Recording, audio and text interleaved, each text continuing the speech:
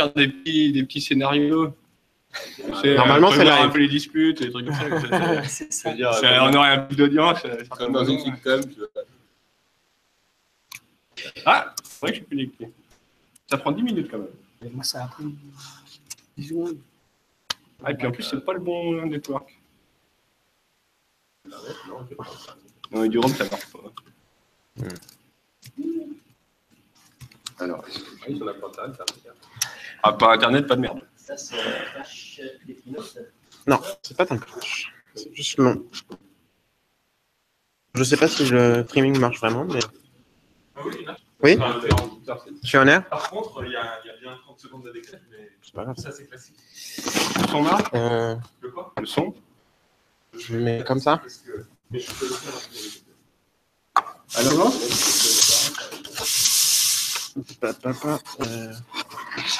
D'où là-bas, c'est ça? Ouais, mais il faut que je puisse appuyer sur la barre espace. Tu Tu vas appuyer sur la barre espace. Tu veux tes commandes? Non, mais c'est plutôt pour les méchants, là. C'est cette caméra-là qui marche. C'est quelque chose avec Ouais. l'identité, mais... Non, mais le micro, c'est que des émotions. Et ça, c'est Silence. Il faut pas que tu sois proche parce que la c'est le truc qui transmet. Les piles sont faibles. Donc il faut que tu sois collé à ton ordi. Allez. Si tu Allez. es On y est presque. 64, 34. Il faut que tu te battes avec Emile. Que je vois qu'il est. Et là, il est aux États-Unis. Non, mais c'est enregistré. Ah non, c'est parce que tu peux arriver à vraiment sur les horaires de vie. Ouais, parce que. Ça ne marche pas. Faut faire on. Et voilà. Mais si t'es loin, à mon avis, les piles, là, ils sont... Ah, bon, bah écoute.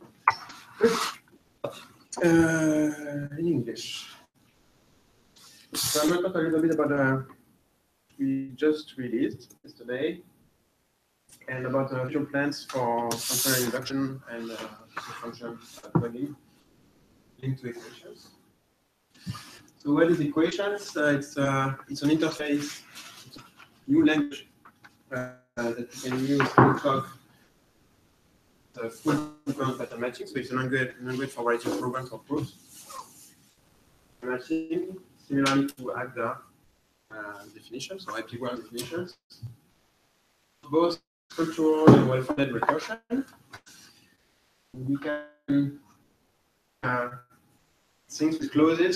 You see the clauses as equations that your program should support. But it's not exactly those ones that are declared rewrite rules because there is pattern matching compilation which will expand some of the clauses that you wrote. But there are actually rules that you can use to rewrite afterward. When you want to simplify goals that into your program. And it also derives a functional elimination principle like function does for each of your functions. And to reason on the function afterwards, to prove properties about it.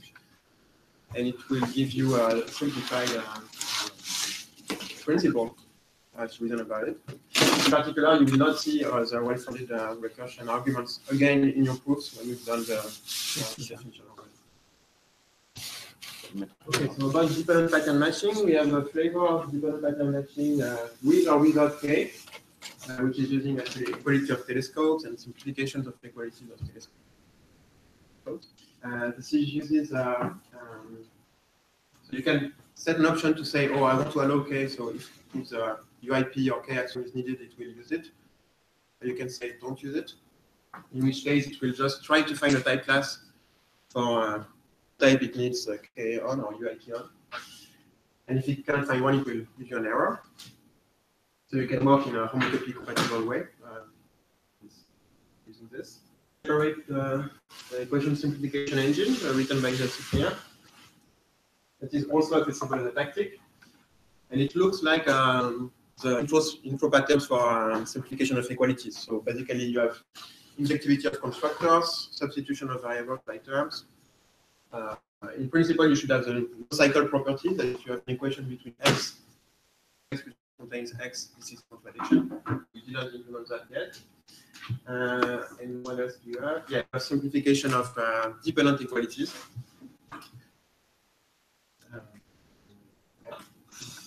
So you can also access this, this simplification engine as a package. So in the simplest case, it will just apply all the simplification rules it can. Actually, there is some non-determinism here, potentially. You might want to apply some simplification later in your telescope rather than before. So you can control that also with some syntax.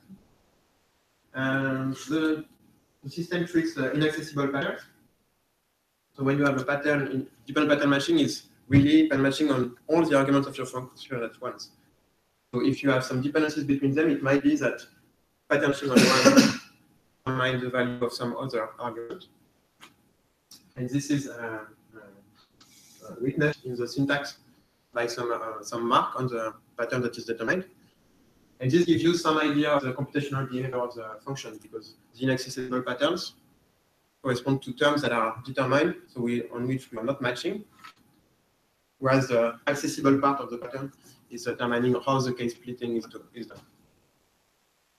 And it also works with a polymorphic identity type, so you you could use this in a hot setting. Created to make a plugin for hot and cold at the same time. So the programming construct that you have compared to the usual construct with match and fix and so on is this closes with patterns. So I'm going to give examples later. You have the with rule that allows you to add a pattern to your problem. So you can say, I know I want to match on f of x for this additional value. So it's like doing a let and matching it directly in the construct. But there is an added complication, or lightness, how you do it, which is that it actually generalizes the term that you want to match on in the type of the labels of the context and the goal. So you can make the goal dependent on this new variable that you introduced. You also have a local where for very local definitions, if you want to reuse a definition or just want to use let, basically. A bit more than a let, because you can use dependent pattern matching again in this subprogram. It's not limited to cases, for example. And you also have a global where that allows you to define mutual fixed point definitions. And also use it to define nested fixed point definitions where you share function like with a list of terms, and you have to map on it, for example. You can define the map and list of terms once separately, and it will be used multiple times in your program. Okay. So the recursion we support, it's, well, the basic recursion operations you can use in the Coq term language, the structural recursion. But there are some problems with commutative cuts with equality manipulations that appear during dependent pattern matching. Limitation actually of the new criterion that was changed because of incompatibilities with propositional extensionality and imbalance. It's not clear that we can make the syntactic criterion of all of the manipulations that we do. It still works, and we support both the mutual fixed point that you're used to and this notion of shared nested fixed point. And these two generate the right elimination principles for you. So I'm going to give examples of that. And finally, we also support well-funded recursive definitions, so like a function or program. And this generates both an unfolding lemma, contrary to what program did, and the elimination principle associated to the definition. Well-funded recursion, once you define the function, you can just work with the elimination principle or the unfolding lemma. And you can also even admit, well-funded proof, well-fundedness proof of your relation to work with functions which you did not prove termination for. And you can still return them. The principles, both the equation that we derive, the graph of the function, and the elimination principle are all based on an intermediate data structure, which is called a splitting tree, telling you which variables are split during the program computation, and what are the auxiliary definitions, and when do you want to add a new pattern to your program. This is all e-construct based, not based on construct syntax, initial ASF code. It's fairly easy, I think, to expect to handle different notions of splitting, or refined notions of splitting, where you don't just give all the simple clauses for your inductive, but you're a bit more clever and you share branches, the different pattern matching semantics. This is necessary to handle the features of function, for example, which provide you elimination principles that are very close to the definition you wrote. So it considers your pattern matching as if it was not expanded by the compiler of pattern matching. I think we can do that easily here. As I said, the equations are given as rewrite rules. If they are actually, most of the time, there will be just conversions. Okay? Will be exactly the clause that the user wrote. But in this case, we make it so that rewrite actually just inserts a cast and does not apply J and make a big return for nothing. And finally, for all of the constructs, we know how to generate a graph and an elimination principle. Even if you have complex different pattern matching, if you have this with clauses which generalize the type, generate this.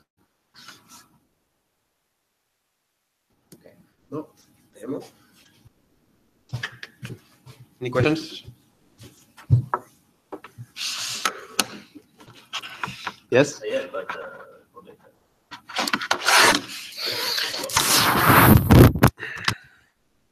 On va voir ma bouille. And we'll see. So this is a basic equations definition. And you have two clauses, one for true, one for false. Nothing very fancy here. When you process this, we generate a lot of auxiliary definitions. You have the equations that are defined. You have an induction principle.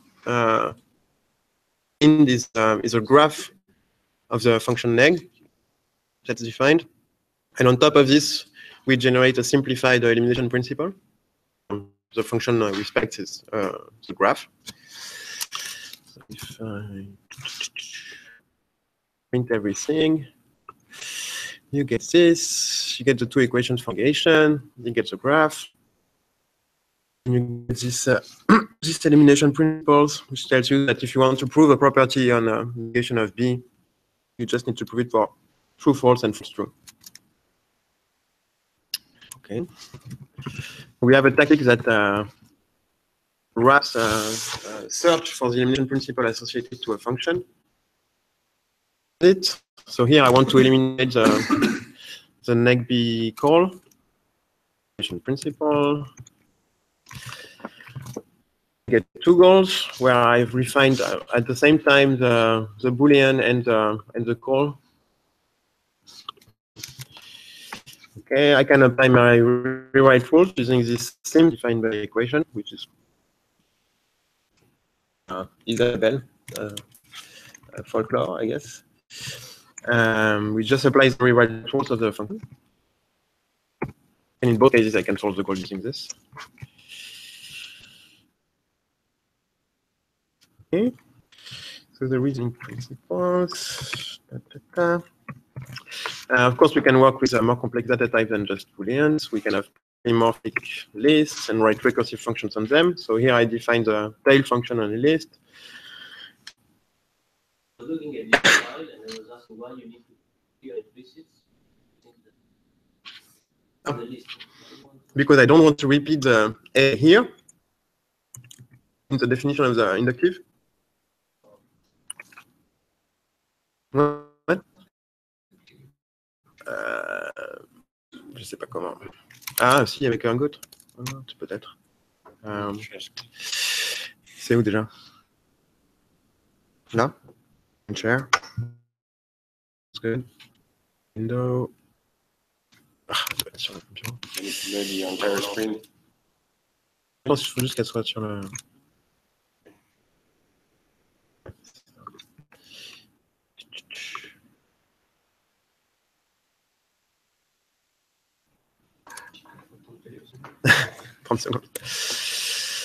Should work. Yeah, it's just a silly thing. I see, you want namespaces for the constructors, but not for the kind. Yeah, because the parameters have to be always exactly the same, so there's no no. point in putting them. No, no. Not in the. Not in the const arguments. here. Yeah, yeah. In But the so can arguments, you- I could. Can you? Is it allowed to write the parameters? Here? Yes. The net? I don't know. Already. That's in the relative equation, right? No, that's yes. You can. Does elimination inversion? If you prove negating magnetic equal to V by the unity.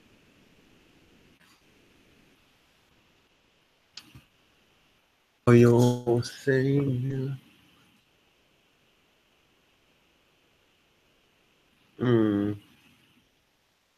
Don't you need the completeness for that?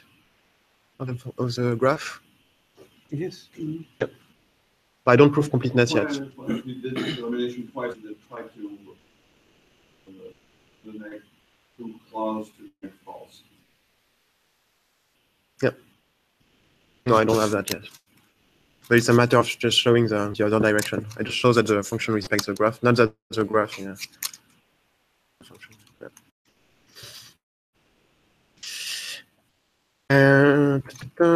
Same thing.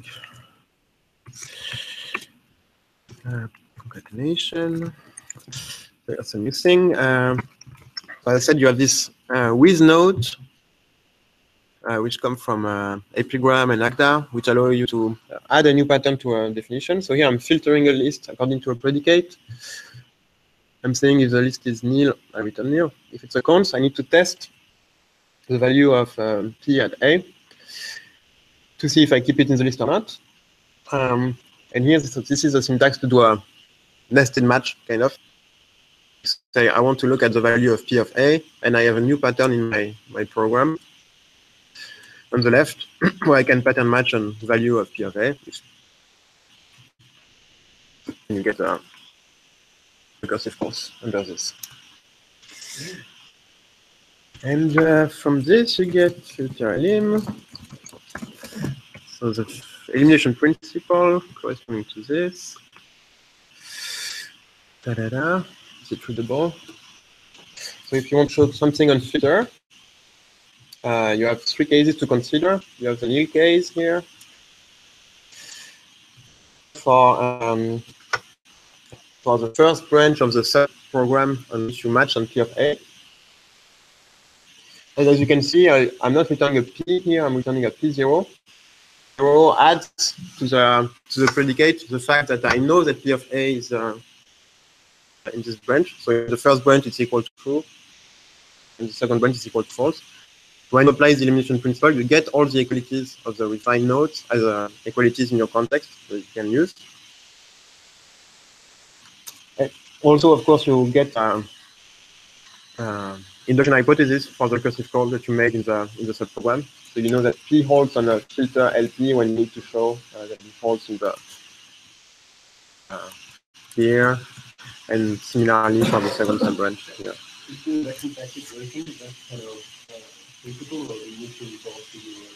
I didn't try using. I think it could, but there's a special case for functional elimination principles already. To publish this area. That's another thing that you need to do is that when you want to apply the elimination principle to a call that is instantiated, that is not just a call to variables, you need to do the same kind of generalization by equalities that we do in pattern matching. So I do that as well.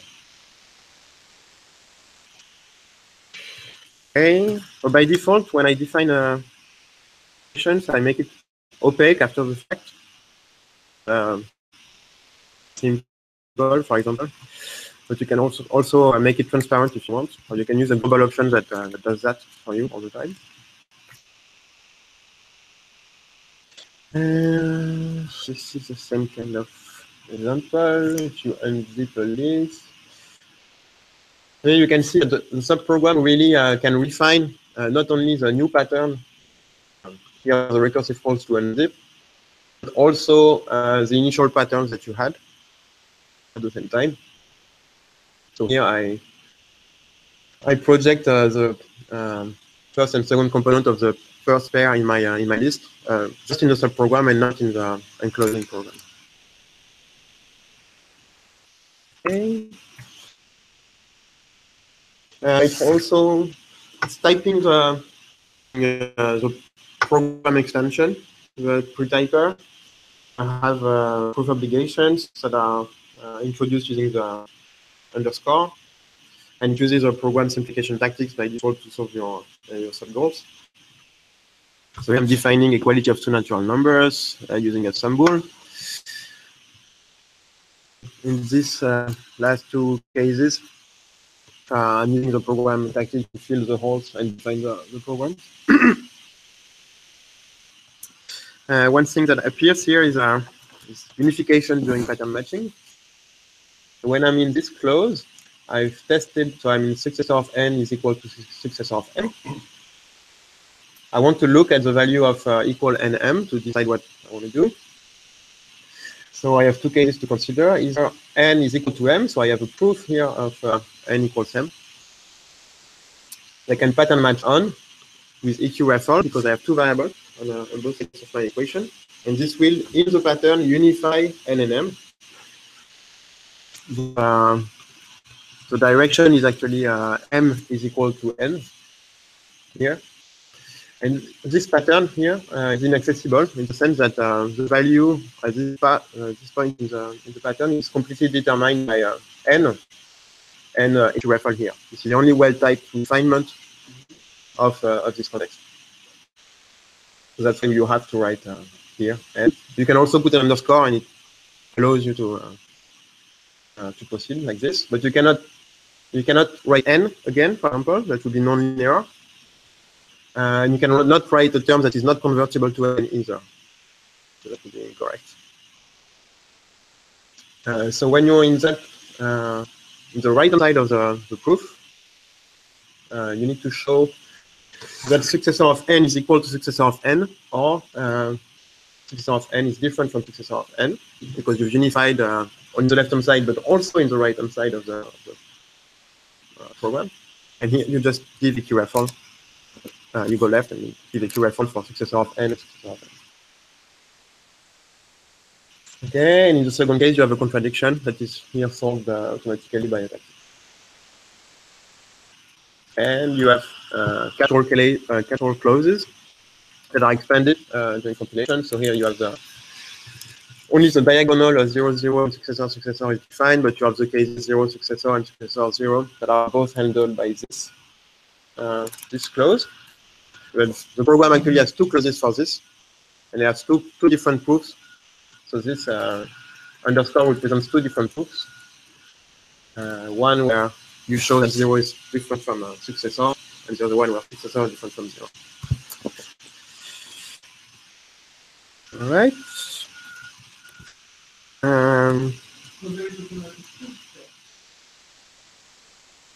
Yeah. It's obligation. It's the same thing as program. You can also write. I forgot about this notes. But there is also a special syntax to say, I know that the type of this argument is not inhabited, so prove it for me. And this clause is impossible because the type of this argument is not inhabited. So I'm writing a head function on a list, but I take a proof that the list is different from nil. It's not the list. So in the first case, I have to write it because the system is not able to infer that head can only apply to a count. And here I have a proof that the list is different from empty, and I can inform the system, oh, this means that try using the type of this proof, try to show that it's not inhabited. And if it succeeds, then this branch will be considered dead, and it will not appear as an elimination principle. Okay, when you need to show something on head, you will not need to repeat the reasoning that tells you that L is different, nil is different from nil is inconsistent. Okay, but what do you have to put on the right of this new symbol? A variable name. A name of a variable for which in doing inversion on the type Okay. will suffice to show that it's The one that you have to invert. Yeah.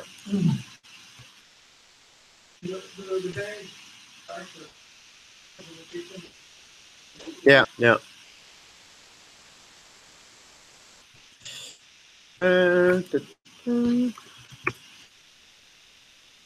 Continuing with different pattern matching. When you do pattern matching on equalities, you get a lot into these cases of unifications. Transitivity of equality by doing two pattern matchings, two equalities. As you can see, again, you have this inaccessible pattern that appear because you unify x, y, and z when you pattern match on here.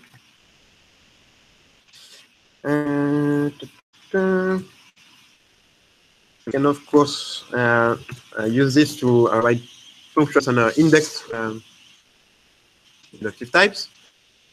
So here I write the map function on vectors. So I take a function from A to B, a vector of n, and I return a vector of the same size. Matching on the function actually matches as two cases. You match with the empty vector on counts. Cases, you can just return the same right-hand side where you apply the function of the element. Progressive here. But as I said, these inaccessible patterns tell you on which things you are matching in your definition. In this case, I know that I'm matching the vector. Patterns for the index are inaccessible. It means that I did not match on 0 and successor of n. I matched on nil and counts, which forced the n index to be 0 or successor of n in each case. Have a look at that in like this. I hope I'm not lying. I don't think.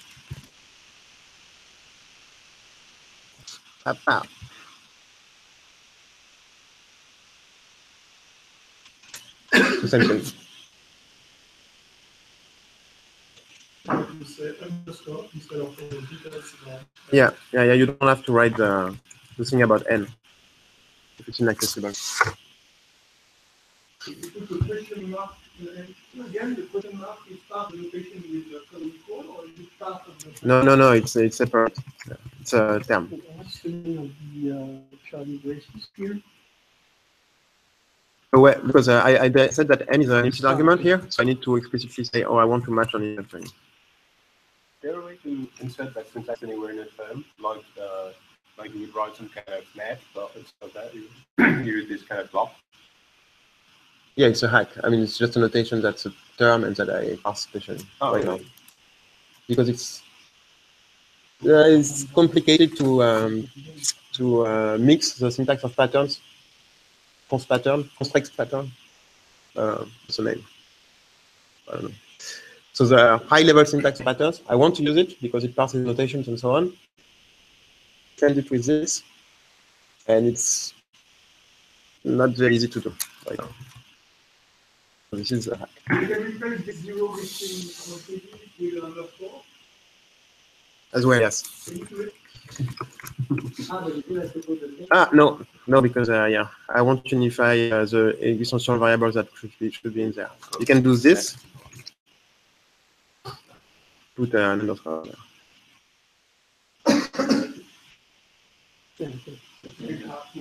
Also in the second page, you can put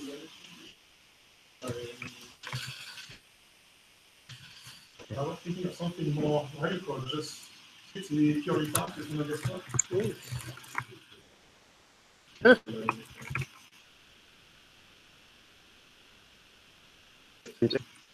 Why do you want to write it?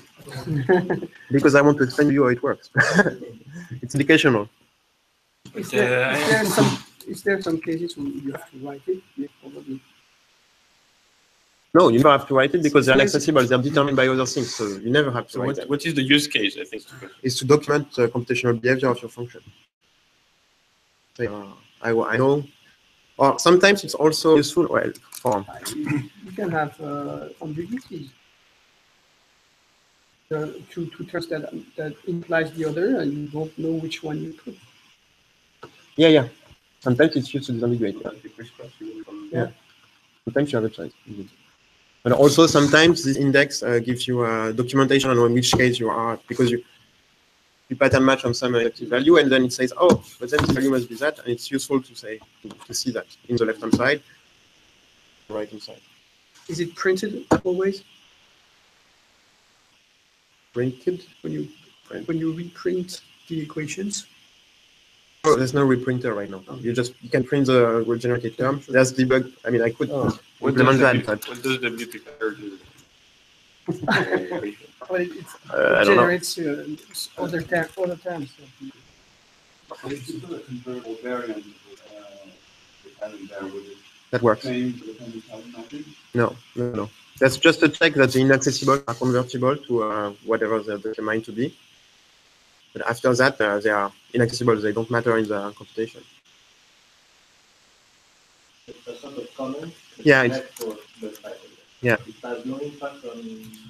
So if No. you wrote, instead of writing successor of n, you wrote 1 plus n. Yeah. It match when you match the function with match 1 plus n and the result. Change. Match 1% in other instances. Can you use it as a way to drive how pattern matching them works? Or not? Not what's inside. What's driving is just the question mark. It's saying it's going to be determined. The value is going to be determined by another pattern matching. The induction principle. What is generated? So I guess good question. I don't know. Is it going to appear somewhere else? Probably.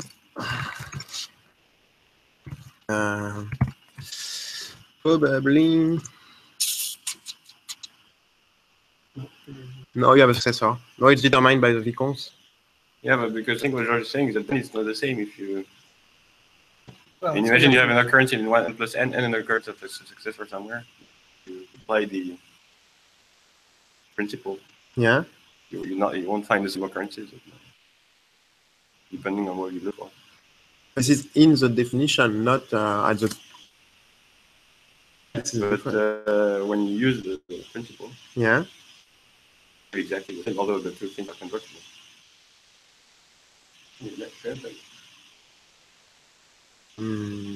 When you apply the principle, your goal is about an instance is not about a clause. And So what might differ is that in the sub-goals you get. Well, actually no, because in the sub-goals you don't see the inaccessibles. They are not variables in your goals. They are determined by something else. I don't think you see anything. What matters is the accessible part of the pattern.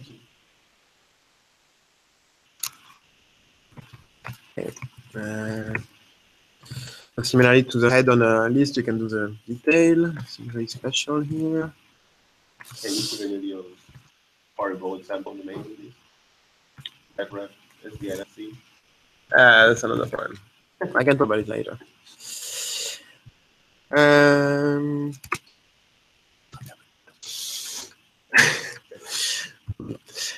So you can also do this diag example, which is where you define a square matrix as a vector of vectors of the same size in columns and in rows, and the diagonal reads a vector of the same size.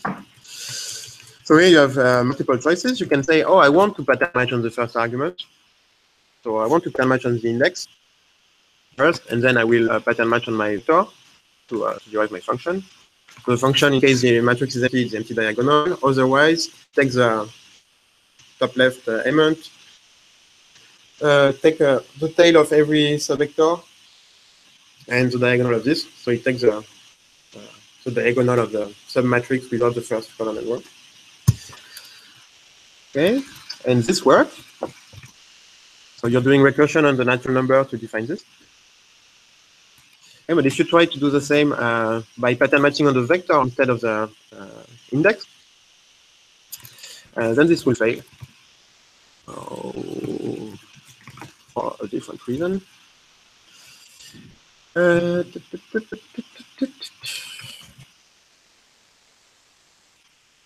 If you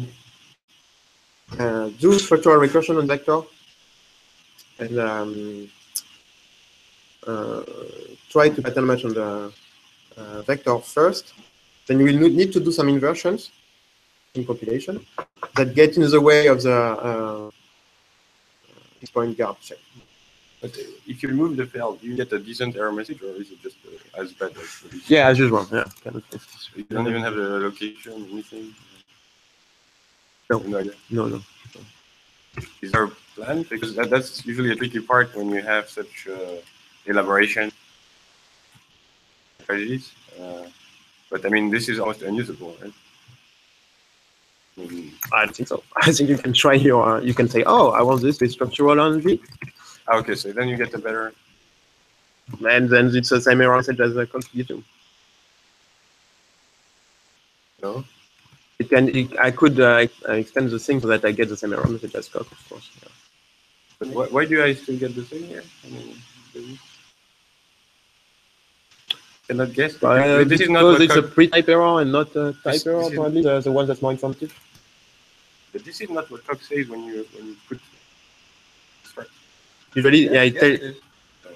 Yeah. Said when you don't put the struct. Explain why. And if you put the Yeah, struct, you get in the pre-type error. a much more detailed message.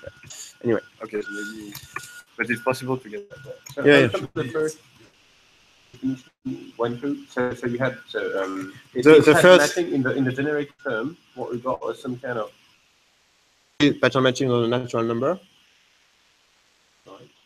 Inversions on a vector of 0 and vector of successor. But then To do the recursive call. So diag here is recursive on n. But here I try to make it recursive on the vector itself. Yeah. And to not match on the index. Because the index should not be irrelevant. Press N here. Would you think? Yeah. But why- Not sure because I don't pattern match it. But sorry, but why is the vector not decreasing? No, That's not structural recursion actually, because you need to remove the head of each of the I'm not terms. doing a call on that. You're using DMAP, so It's really not structural recursion. There's Okay, no way okay. to make a strong V that works sorry, here. I missed that. Okay. Well-founded recursion instead of the structural one. So it's a new clause that tells you I want to compute the ID of n by recursion on n using the LT order. Both ID and unfolding of ID prove that there is an inequality between the two functions using functional extensionality. And from that can generate equations and the elimination principles from this. Right. I'm gonna stop soon. Not only for regular inductive type, but also indexed data types like vectors. We can derive, for example, the subterm relation on vector. Tells you when is a vector of any index n a vector of any other index. It's an heterogeneous relation. But we actually need a homogeneous relation to prove that it's well-founded. So we are doing the recursion not on just a vector, but the backing of the vector with its length. And this is what is provided by the well-foundedness proof. And using something like this, we can do the same kind of structural recursion that we did before, using well-founded recursion instead. So not relying on the syntactic guard check, but on a well-founded recursion. So here I'm doing unzipping not of a list but of a vector using this recursion on the var type. And what I show at the recursive call here okay, that some vector of a n is smaller than a vector of a and successor of n. So I'm comparing the pairs of the lengths and the vectors. And the subterm relation is enough to show this. But you could have other relations. Did you follow the question on the structural relation? On ACK, you do structural location on ACIS, of course, at How do you the end. know that you actually Weight-founded recursion is done using ACK. Back is ACK, ACC. Yeah. Do I have anything else? That was approved. There are more examples that you can look at. Here for the demo. I stop screen sharing. I go back here. I just finished the 2 slides and 1 minute. yeah. So Thierry is working on using this this code to how to replace the functional induction plugin while keeping the same features. So this involves translating construct or contract splitting trees. And from that, the rest of the equations can work. So the derivation of equations and the elimination principle. Very similar to what functional scheme does, taking a construct instead of just a function definition and deriving the elimination principle after the fact. And this is also useful for entering back splitting in case of nested recursive calls. So typically, the user will want to write something like the term structure with var, which takes a list of terms, and a list term is a nested occurrence within the kit type. Use combinators like map, which pass as a structural guardian check. So map on the list of terms where you apply your recursive function at this point. That easily today. What is hard is generating the right elimination principle for this. Splitting tree of the map function, and this would be something that we would have when Thierry is done. We use the functions that are already written in Cog and see them as splitting trees and apply the same machine. It would be useful to merge and specialize the elimination principles. So Pierre has been looking at this at some point as well. So when you have combined functions, you can try to specialize elimination principles to have just the cases that are interesting for the user to prove. And as a second next, we are looking at an alternative to a pretyper generating the splitting tree directly. So this is a bit the idea of the open pretyper of Pierre-Marie. That does not generate a construct, but a splitting from which we generate a construct afterwards. And last thing is that Cyprien implemented on top of this simplification engine a new dependent elimination tactic that's a bit like the dependent induction independent tactics of top that are part of program that I implemented during my thesis. GMEQ and so on, where this uses the same simplification as equations, which is based on simplification of sigmas, which I've already discussed. And the nice thing is that you can really reuse the covering code of equations and the simplification. So you can write a tactic that does the elimination of some terms that you would give during a function definition for pattern matching. We think that we actually respect the order of goal from the pattern. So you could write your goal before your case for 0, and you will get the goals in the order you expect. Just need, I mean, this really relies on covering. So the patterns just need to form a covering of the. You will get one case for the antidote.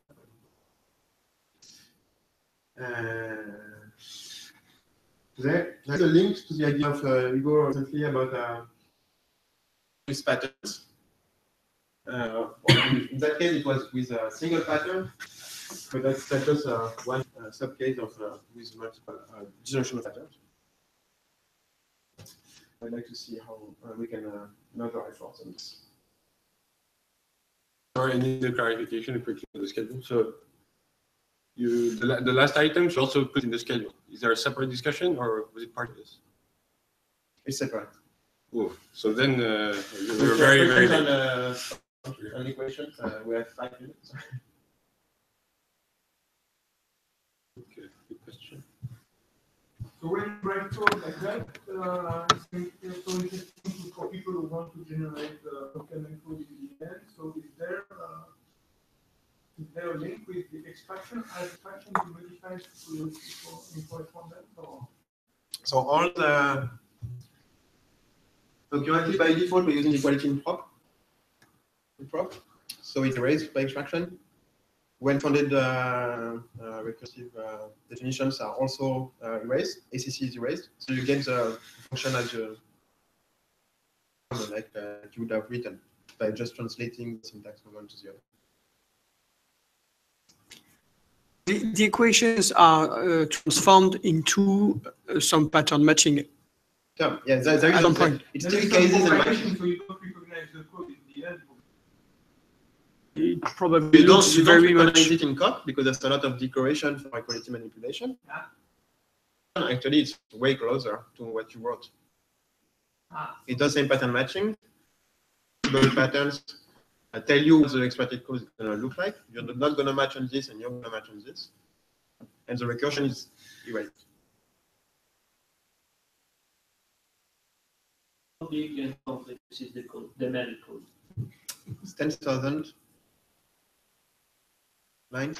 It's complex, in particular the equality manipulations. So this, you have to witness all the substitution, strengthening, inactivity of constructors as ML terms. So that's a big part of the complexity that CPR has been redoing. So at the beginning we did that in LTAC. I did that in LTAC. No extension. So the code is not that hard. I mean, the part about the elimination principle is not complicated. Just const manipulations are fairly easy. You could do it in LP or another meta language fairly easily, I think. Yeah, this is what I wanted. Yeah. I will ask you applying where the code is. So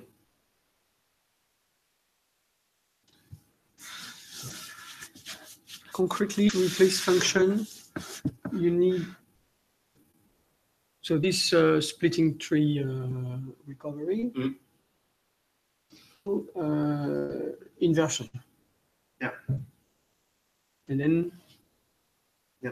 But proving the completeness is not hard. No. Just that I've been lazy in ML is super hard. Yeah, sure. Yes. So I'm afraid if we want to keep up with the schedule, we're going to have to probably make the 15-minute discussion 10 minutes. It's an end, not an or. So who's leading the next? I didn't see. Were you? Continue this. So I was wondering if so there's not only this intro pattern, there's also the fact that all the injection, substitution, the equal in Cox vanilla intro patterns are also handled by the simplification engine. So I'm just wondering if we can merge them somehow. In the implementation. Hmm? In the implementation. Yeah. Or what is there more to intro patterns? I see. Yeah.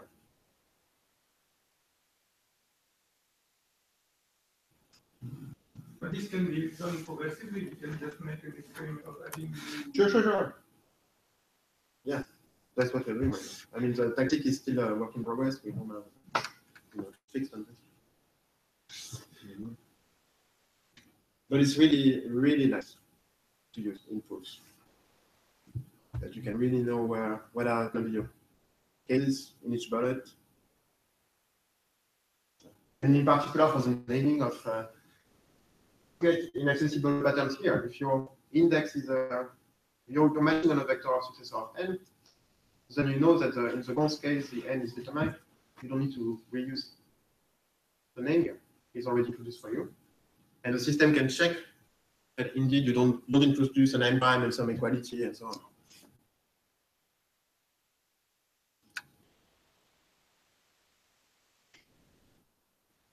What did you want to say about 10:03? I don't know, in the program, it's in the schedule, it's written. Yeah, I'm asking you. I'm asking you, for example, what do you think about the two?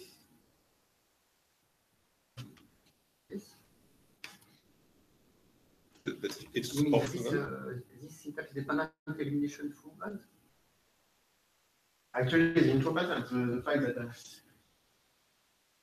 It's- this is an interpretation. You merge in the code base, the intro pattern starts. So this here, and the one which is handled by equations with dependent elimination, and so on. So should we, yeah. Is there a feature which is covered by intro pattern which would not be covered by this, for instance? But was the PR introducing new code for that, or is it? The only thing it did was to check that indeed the constructors were There, I mean, the code doing the actual. So it's not really a merge between that PR and your code. It's more like a merge between an existing piece of code. That's already. yes. I think it's off the goal. I think it's really about the choice of the implementation for the evaluation of intro patterns. I Yeah. guess. Which Nothing patterns, separate syntax.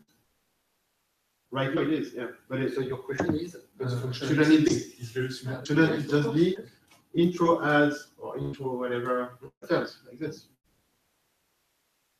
But it doesn't change anything to intro patterns. Just the Yeah. implementation. No, this is different. No, but I mean, When you write patterns here, you write the name of the constructor, for example. I'm sorry. As zero. As zero of successor of some variable you introduce. This is a different syntax. Seem to have said two things that were unrelated. One is merging the code, handling this clause, this class clause, and some equivalent piece of code in code that is already there today. Yeah. My question is And- about the and- design of a pattern of destruction patterns like this. Should we move to a more explicit one like this? No, but there is a syntactic question. Yeah. And there is a, you want to merge the implementation. What is different than the other? If we choose You one can- or the other, we have one or You cannot merge, necessarily. I You think can you have cannot this- merge the implementations if you don't merge the syntax, because really? No, it's I- really not the same input. I don't think so. I think it's actually the converse. It's like you can have some implementation that is not used because there is no way to access it in the syntax, and share the same implementation. Yeah, that's what I meant. I didn't think of that solution. That's what I meant. Okay. Yeah, essentially that's just changing destruct. Today, what we were using destruct, I would be Yes. using your version of destruct instead. Yes, and then there's the other question, which is, do you want to expose this in the syntax of intro patterns? Like the shows a. But there is more to intro patterns than just this. Yes. But I just meant there seem to be two questions that are. Yeah, I agree. That's right. Is there any drawback in the merging part? Isn't there any drawback in using that instead of destruct? Yes, that's what I meant. Like not intro Right patterns, just now, like it's destruct. not ready. I don't find any drawback. When you say not ready, do you mean that there may be bugs or something like that? Or do you mean there are missing features? Or... Right now, there are bugs, but I think also, if you which subset of intro patterns we can have there. Like the equality and injectivity and things like that. I'm not sure we can merge them with this. I'm not sure what exactly is covered by intro patterns.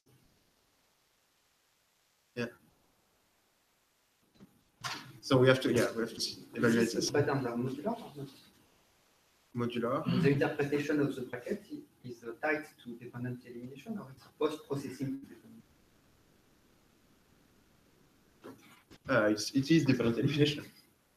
Well, yeah, patterns are important. It's a change of view that sense. This is not done.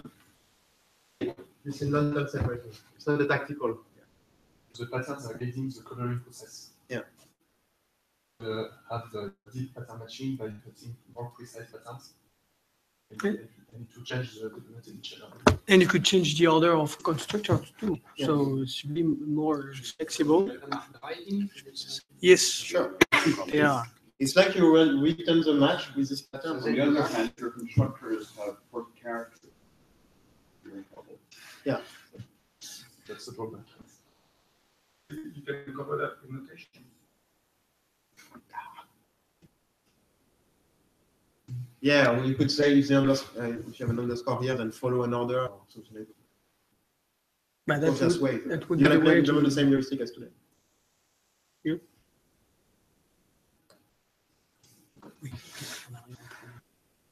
Just that one. Minutes of break. Do we have 5 minutes? Yeah.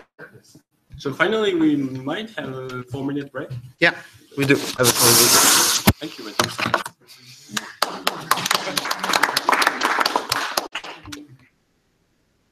Les deux. Il demande si c'est pour la pause ou pour le café. J'ai une remarque concernant la syntaxe, Mathieu. Ouais. Quand on regarde Dans splitting, du non-covering. non, les types de données. Ouais. Quand on regarde du code qui utilise la commande equations, on ne sait pas si la définition est complète ou si il y a des opérations complètes. Mais ça, c'est bien, c'est bien Je pense parenthésé. que c'est une erreur. Attends, c'est pas bien parenthésé non plus, equation, ça? C'est comme programme. Ah non, mais oui, mais non, justement, parce que là, t'as pas encore de problème de compète.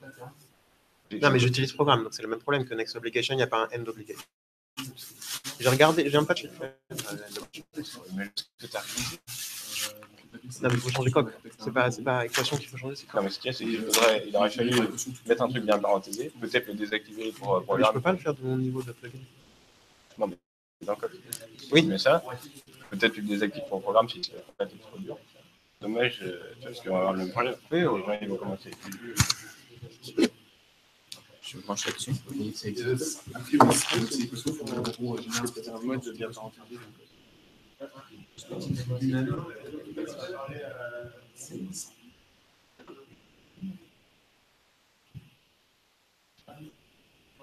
Alors,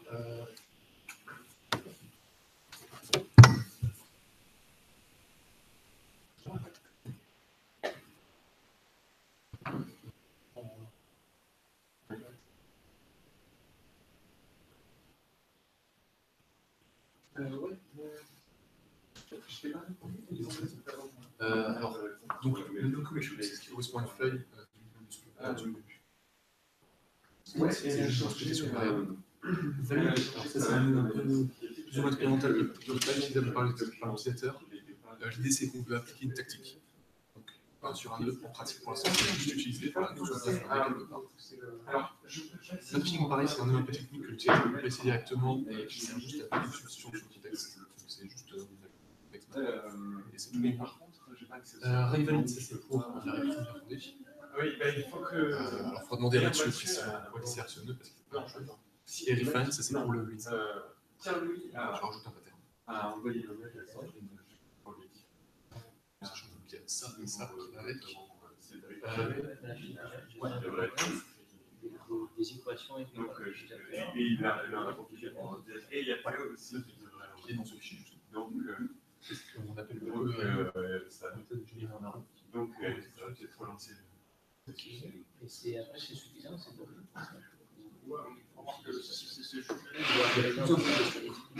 sais pas, je l'ai jamais fait. L'entier, c'est la variable du contexte sur la destination. C'est bien, je demande à Maxime de. Une fois que tu as le script, tu peux jouer Mais par contre, ce qu'il faut, c'est que je mette. Ces données-là, la contexte. Un jour, la doc, le release. La connaissance, c'est la solution dont je parlais, qui en gros. Alors, quand je parle de solution, c'est en gros. Ouais, le contexte qui serait sur le contexte mappé.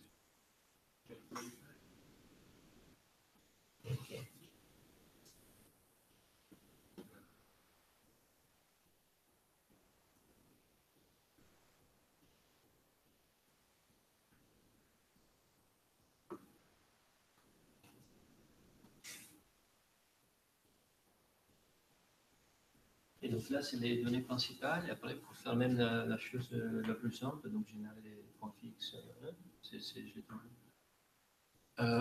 Alors, par exemple, J'imagine que c'est la première chose à faire. Ou pas Oui, par exemple, si tu veux générer un terme à partir d'un splitting tree, oui, je veux dire, j'ai varié les termes avec les lettres. voilà, donc par exemple, dans un autre fichier qui s'appelle splitting, il y a une fonction qui s'appelle term of tree. Ouais. Alors ça, globalement, ça prend quelques trucs, mais ça prend notamment un splitting tree. Et ça envoie l'information dans un truc qui est le terme qui est généré. Donc, par exemple, le dépôt de machin, c'est vraiment super simple. Le truc, ça génère une liste de clauses, ça appelle un coup le covering, ça appelle un coup term of tree, et c'est fini. Ok, donc c'est bien ça qui est génère dans le splitting tree calculé par destination. Ouais. Ouais.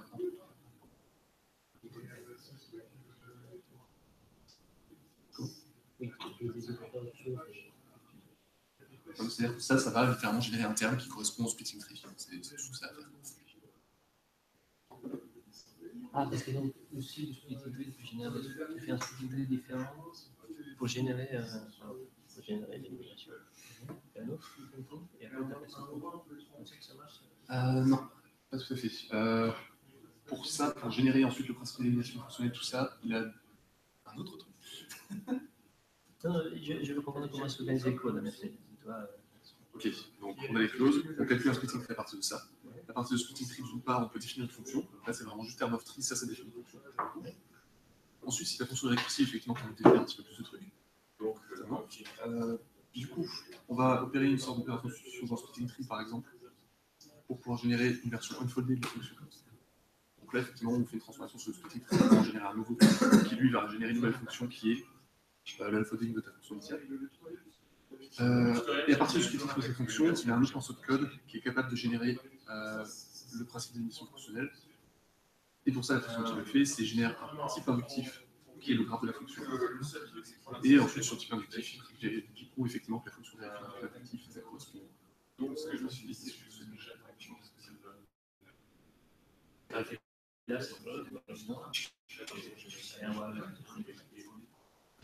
alors, ça s'appuie dessus. C'est-à-dire que ça suit le splitting tree pour savoir comment prouver ce truc. Donc, c'est-à-dire, ça va suivre les nodes. Si elle split, ça va faire globalement des dependent elimination, ça va continuer comme ça, quoi. Ah, donc les codes qui génèrent des trucs, ça passe des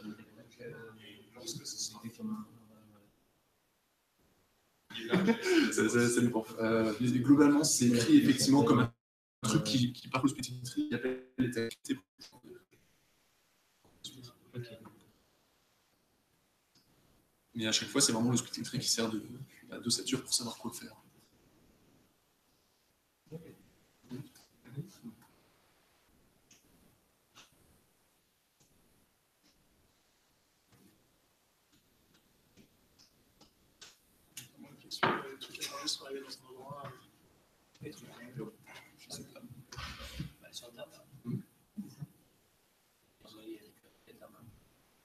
C'est en bac. C'est maintenant, on a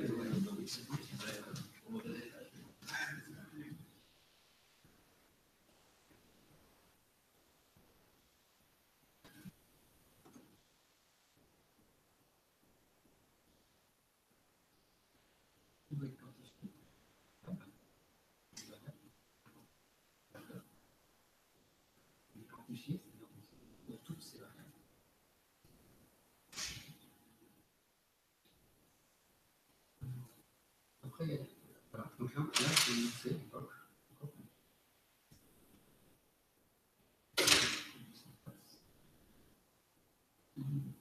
ah, d'accord. Bon, bref.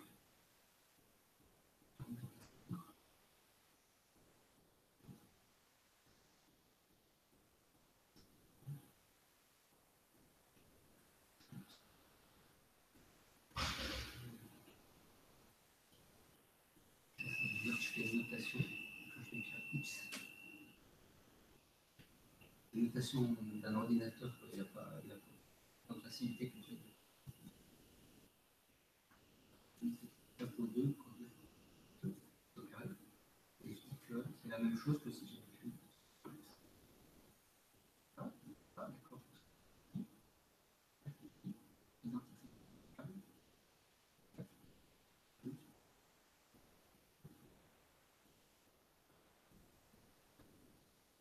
Puis après, tu peux trouver des choses.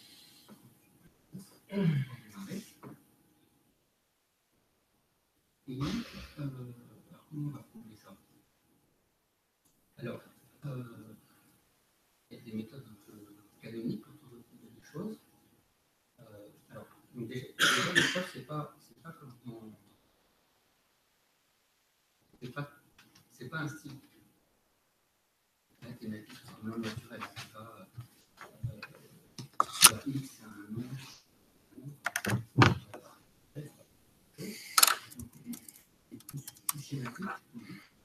Pour le prouver, là, on considère un X.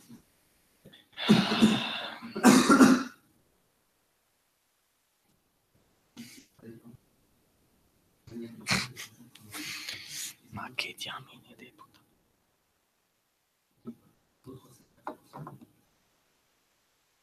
Insert.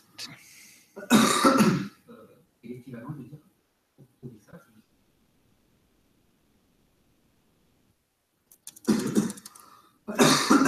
effectivement, maintenant on a plus à prouver que c'est la généralité. On n'a plus qu'à prouver pour un certain nombre. What the fuck?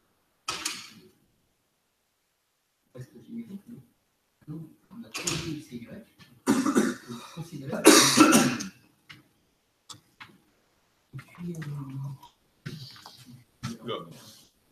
Quand il y a la publicité. il y a plusieurs manières de faire des postes. C'est bizarre ce truc. Hein? C'est bizarre ce truc. Quoi, ça? C'est T'appuies dessus et ça fait C'est une clé USB qui doit causer en Wi-Fi avec je sais pas qui. Et donc dessus, tu trouves un programme Ouais. que tu exécutes sur ta machine. Ça a l'air. C'est la NSA qui nous fait du. On va mettre en plus gros.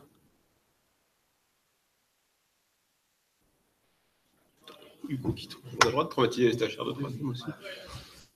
Non, je sais pas. Quoi?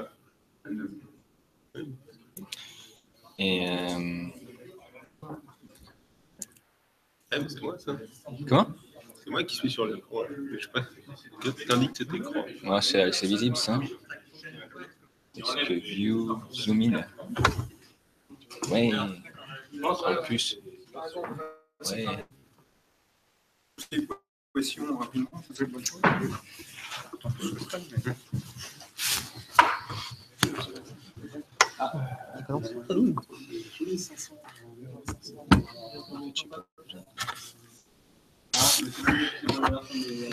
Tu fais ça, t'as tout? Si. Quoi? T'as tout? Ouais. T'as pris le J'ai pris le bouton, ouais. Et moi, je fais juste ça. Mais en fait, je vais rester là, je pense.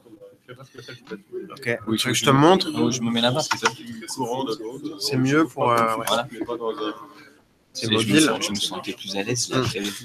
Pas dans un comme dans une copine. Ouais, c'est ça. Il est sur mode.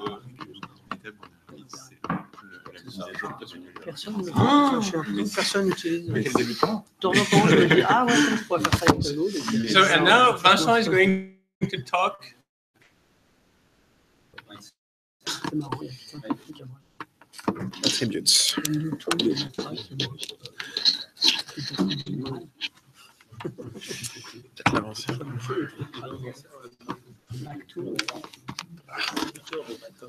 mais Back to, c'était mieux. Parce que reset,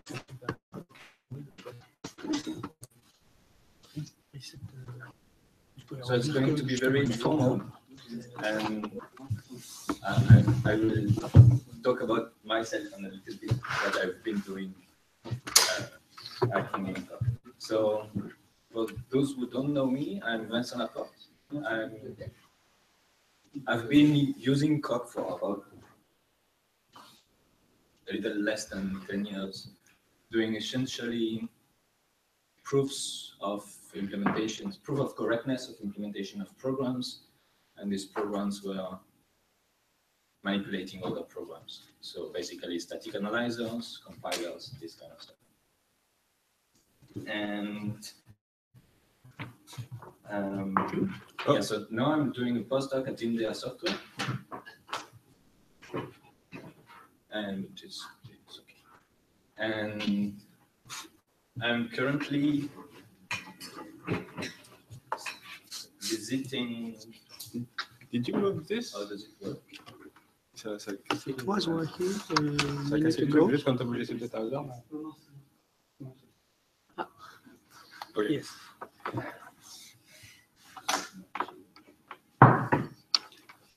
Yeah, currently I'm visiting the Marais team in the County Police. And there I met some wonderful people like Americo, Maxime, and other Coq developers. So I'm bound to hack on Coq instead of approving my compilers. So what I've been looking at is this CEP by PWAC. So here is the problem. He says that. Did you increase the size of it? Yes.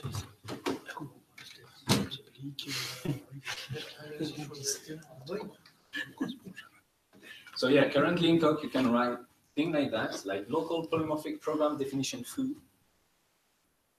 But you cannot write polymorphic local program definition foo. Can you write program polymorphic? You can try, but I don't know what happens. And okay, so in fact there are many vernacular commands that do think, and many of them can be modified with some qualifiers which modify their behavior in a way that depends on each command. But we expect that there is some consistency between all these modifications at the syntactic level, but also in what they do. So the one thing would be to have a unified syntax to be able to decorate every command with this kind of qualifiers and to and yes. So one of the problems is that those qualifiers don't do the same thing on all commands, but this is not what I'm looking at. Just looking at the syntactic stuff, which might be a bit uninteresting. So currently, when you write a command, what happens? At some point after parsing, this function gets called. So it takes as input a command C and interpretate it. So this will, it is in the current implementation, operates on the global state of Coq and modify it by muting the state. And yes, one thing I've learned is when we try to fix something, we discover that before that we have to fix something else. So I've been doing different things that are not related to attributes. So one issue with this interpretation function is that it uses side effects. Together with Emilio and Maxime, we try to make this more functional. So at least I changed the interface, the type of this function, to make it look functional. So it takes as argument the global state and returns the new global state. And so currently, what the second line doing is a big hack to enforce that is actually functional and has no side effects. Well, you cannot do that in a command, but you can. I mean, in the Coq implementation, So what's going on is we take an impure function and its argument, and that some magic involved here. Apparently, we can unfreeze the state, so we get this argument, and we say, no, the global state of the universe is this. Then we call F, which does its side effects, and then we unfreeze the stuff. So we get this back from the mutated state, the real state, and we return it. So this is nothing new. This was already there, and it allows to turn an impure command into a pure function. And so this is part of the change. And what we would like to do is to have a more fine-grained definition of what a command modifies and what a command uses. So currently, all commands will receive as input the whole state and produce a new complete state. But some commands do not need all this power. There is too much information in the input, and maybe they don't modify any or all of the output. So one extreme is when we just have a query. So it's a function that it's a command that we know does not modify the state. So what we do is we call this function as any other one and allow it to modify the state, but we ignore the result and return the initial state. So with this kind of wrapper here, I'm forcing that there are no side effects on the state during the execution of this command. So maybe there are side effects that something gets printed and the user can actually see the results of the query, but we enforce that it will not modify the state. And so what we would like to have is a more fine-grained control in between these two extremes. Well, even this query is not completely extreme because it takes too much as input, all of the state. Maybe the query does not depend on the parsing state. Or it only depends on the current proof. So we would like to be able to have more fine-grained wrappers like this to say, okay, this command only receives as input the current proof call, or this command only modifies the parser, for example, for notations, and does not produce, defines new terms or new constants or whatever. So this is something we would like to do, and it's a bit related to attributes, but not much. And so let me talk about attributes. So this is the interpretation function. It receives the state and a command and acts record. So let's see what is this acts record. So this is currently in Coq, or maybe this. Current or that, I don't know. So in fact, each command is when we are going to execute it, we receive a list of these attributes. So they sort of correspond to what was written in the CAP. Like, okay, did we say it's local or global, or didn't we say anything? Is it polymorphic? Is it okay? Something else? And but is it instant? You will see. You will see. This is work in progress. So yeah, and this record is not because we wrote a local polymorphic definition that we get here some true and here true and then false and false. this is what we see at the time of the execution of the command. Because what can happen is that there are global flags that say, oh no, from now on, all definitions are polymorphic. Or so the thing is we want to distinguish the parsing phase when we collect all the attributes that are attached to a particular command, and the execution of this command when we have a current for all these different attributes. So what happens is that in the syntax, I mean the abstract syntax, instead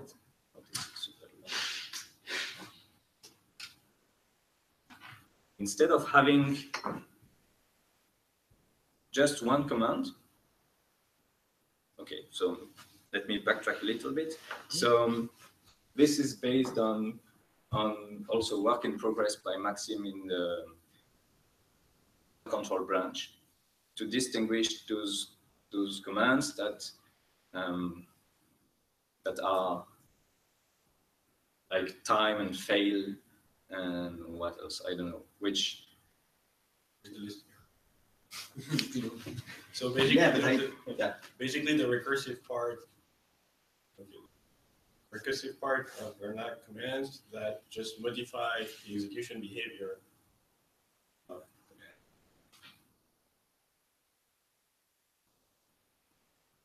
Okay, so what is currently in Coq, this Vernac exp data type, which represents an abstract syntax tree of a command, is a recursive type.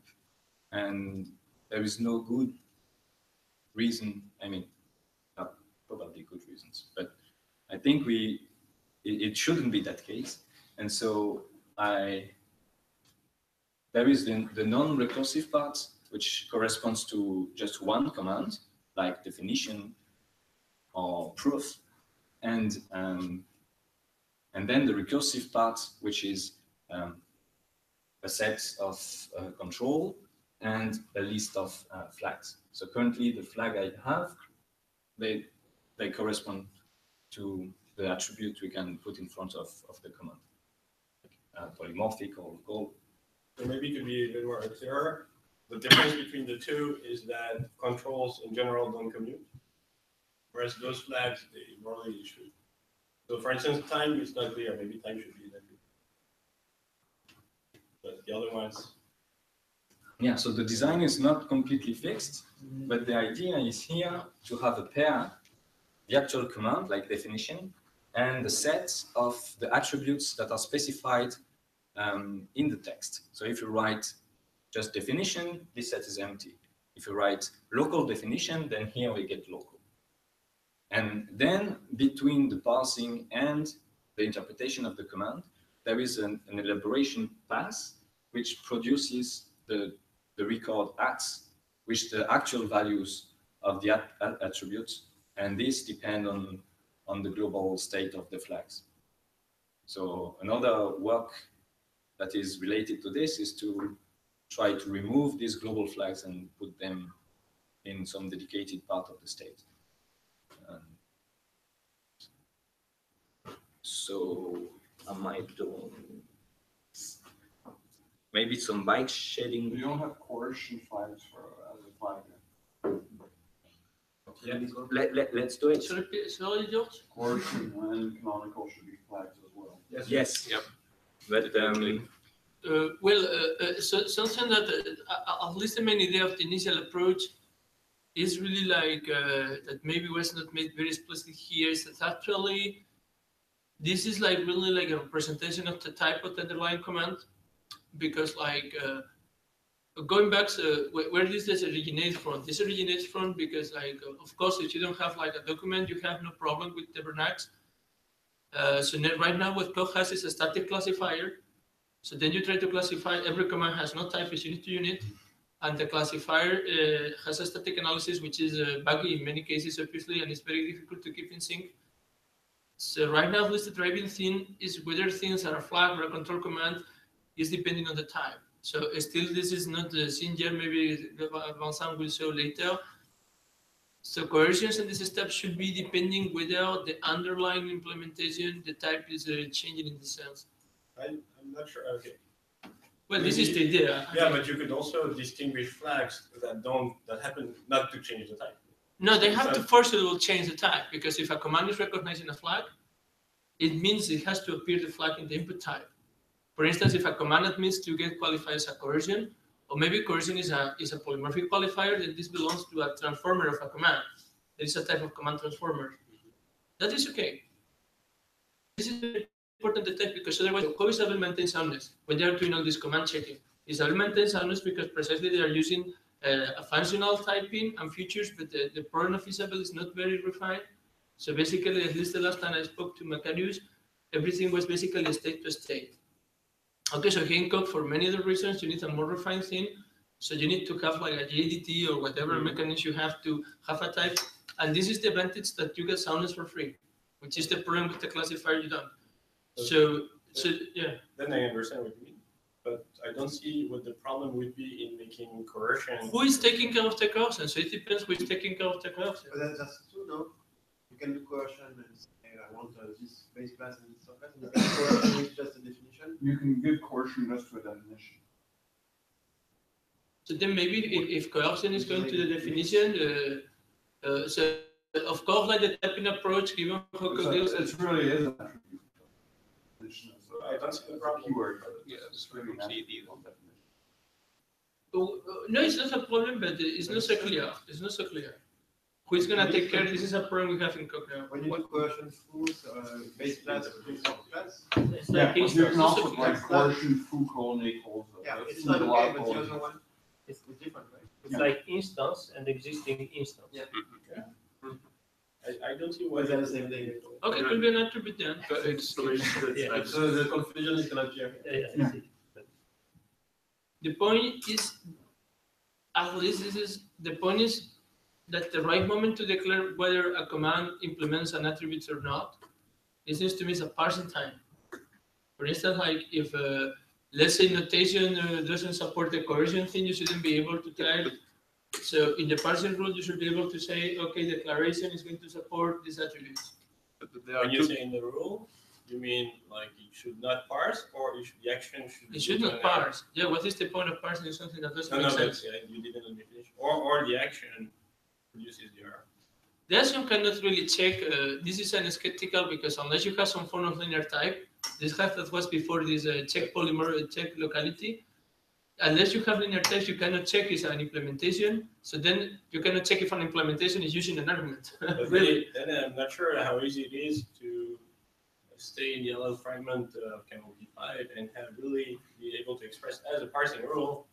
Oh, that's why I don't know. the attributes I don't know. I say like No, but you just like as we do today with the dynamic thing, you can return something which is a GADT qualifying for the type of a function, and then you have to. This is a contract that the client has to enforce. Yeah, but what the reader is saying is that the contract should be checked by the parser. And you should not, I mean. Yes, but the parser returns just a tag saying what kind of things. So you implement the things in two phases. There is. That's the approach I was suggesting. Yes. But then you can parse.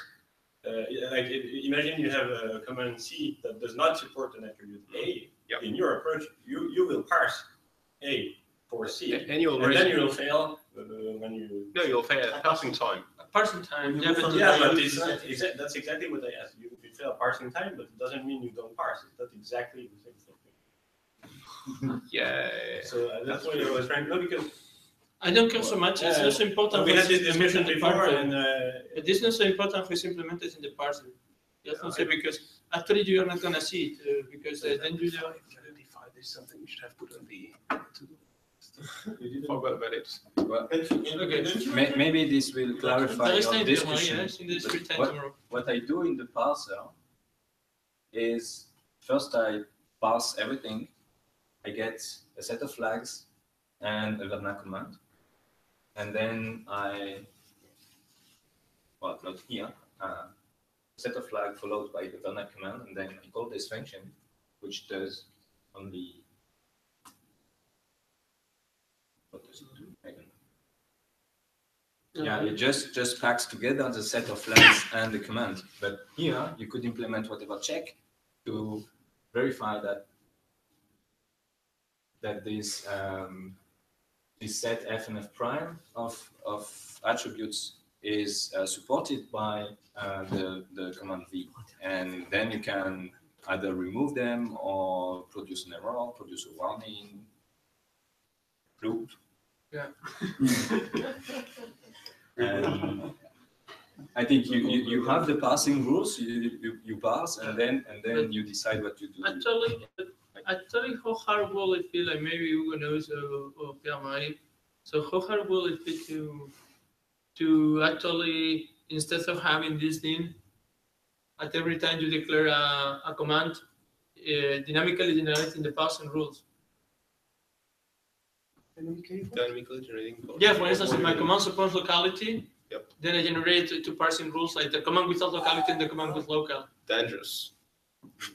You can do it. I mean, you can do distinction. Want to expand the parsing rather than having them get ready. Well, I don't want to. I mean, it's a very bad idea to do that. You can do Why? it. What is the point? What is the point? What is the point compared to this? oh well, then my grammar. Rather than not supported attribute. But I prefer the not supported attribute. Me too. I don't know.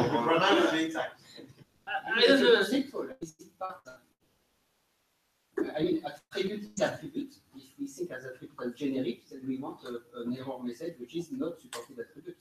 If we think as attribute to attach to a syntax, error because it's not supported by the syntax. But yeah, So I don't know, just wondering. it's like typing. different view at attributes. We could probably just raise a parsing error.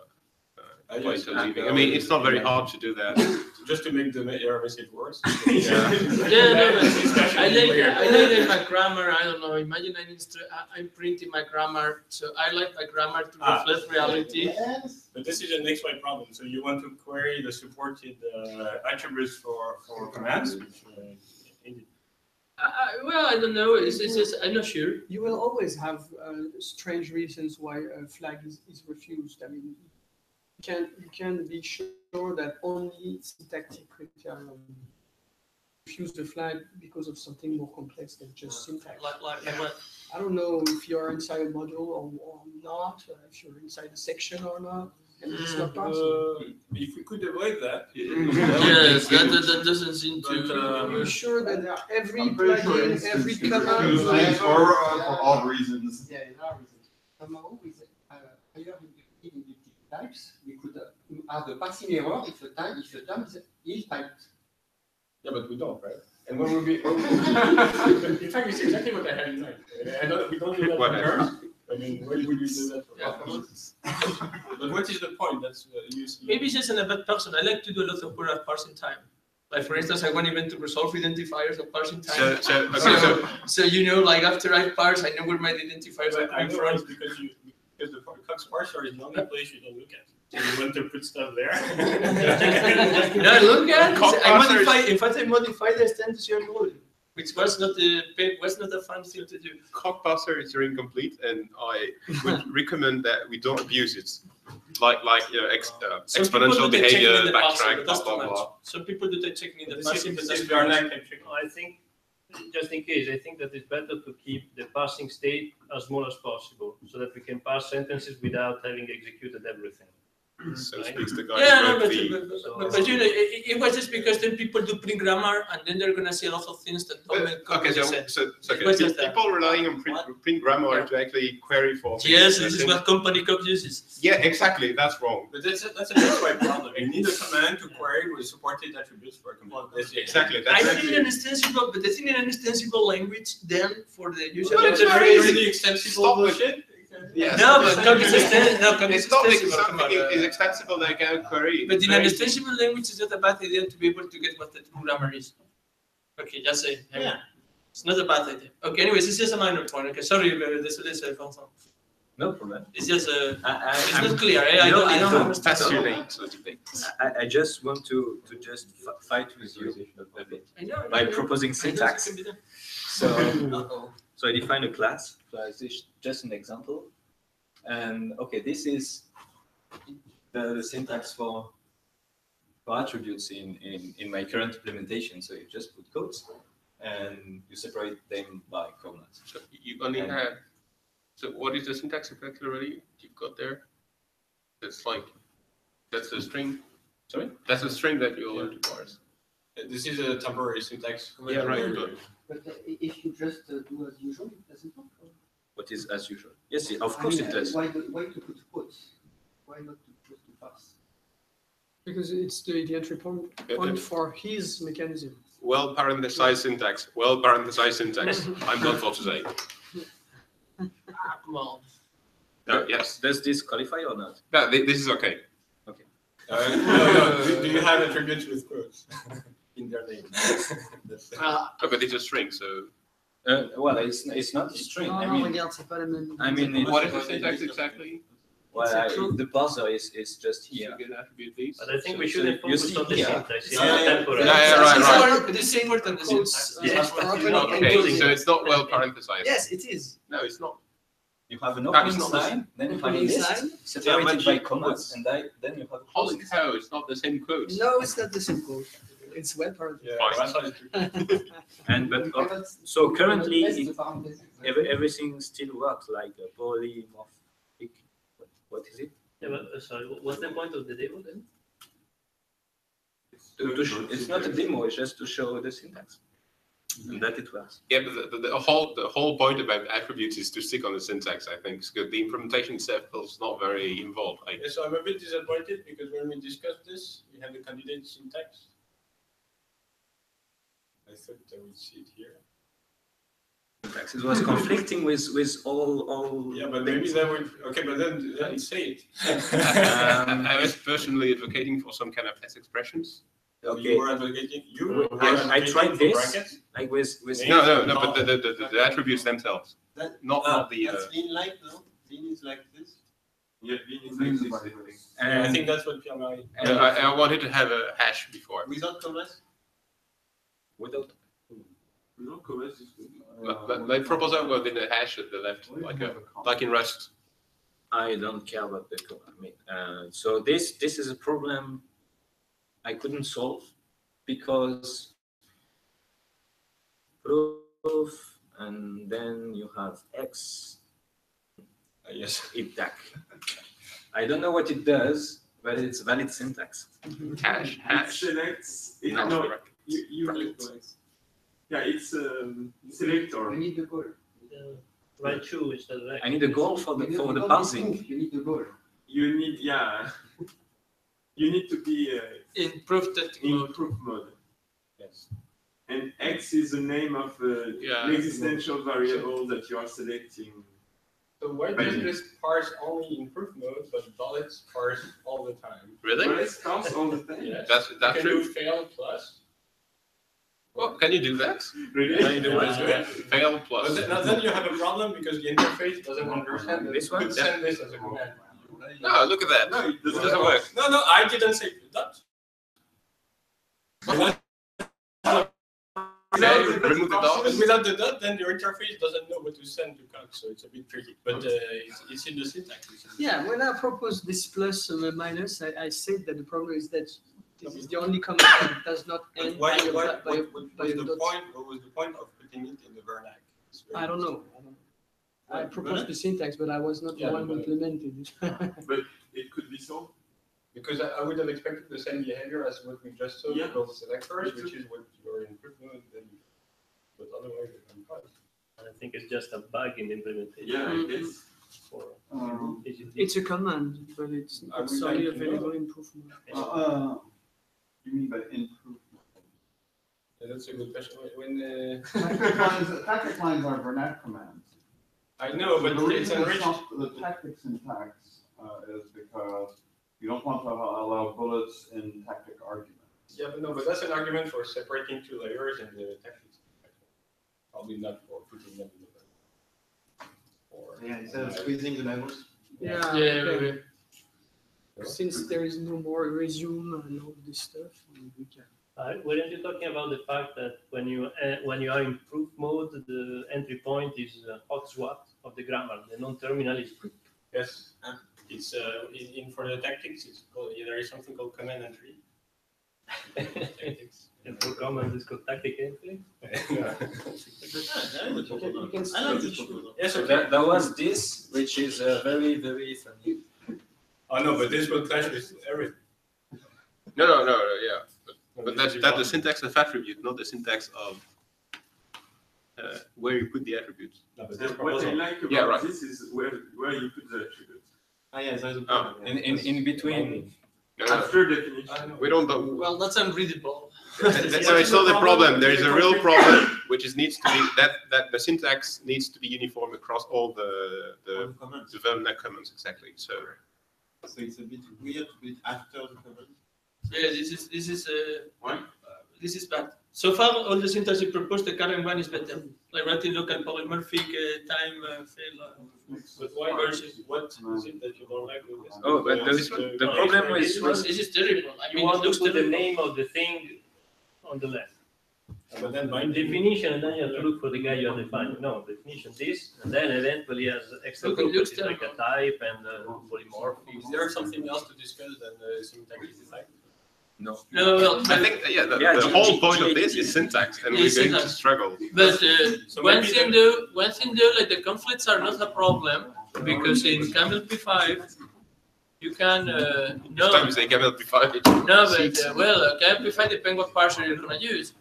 But one thing like the parsing engine has is this manual parsing mode. So actually you can define Bernac. You can define Bernac as a manual parser. This is what is done for the proof mode. Yep. And we can parse the attribute a bit specially. Yep, and we shouldn't be doing that. Why? I mean, Because it's horrible.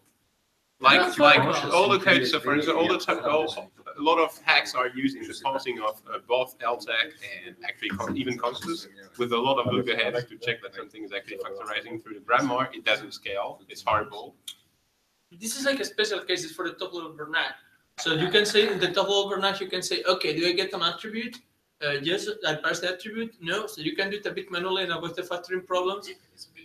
I mean, it's worse that the user to inflict to the user a terrible syntax. Like this is okay. This is what we have a bit of pain implementing a hack. Like, what is the problem? What is the problem? So instead of writing local definition something, writing bracket local bracket definition, I'm not seeing the difference. I mean, like the trade-off of putting the user millions of time, people seeing terrible syntax versus one developer spending 1 hour. I mean, like Haskell, for instance, has like layout, and I tell you, if you have to implement a Lexer with layout, it's not fun. Okay, I have implemented one in Prolog, so that was terrible. A Lexer with layout, but okay, the Lexer with layout to look is very ugly in Haskell. But then developers can use this nice indentation syntax.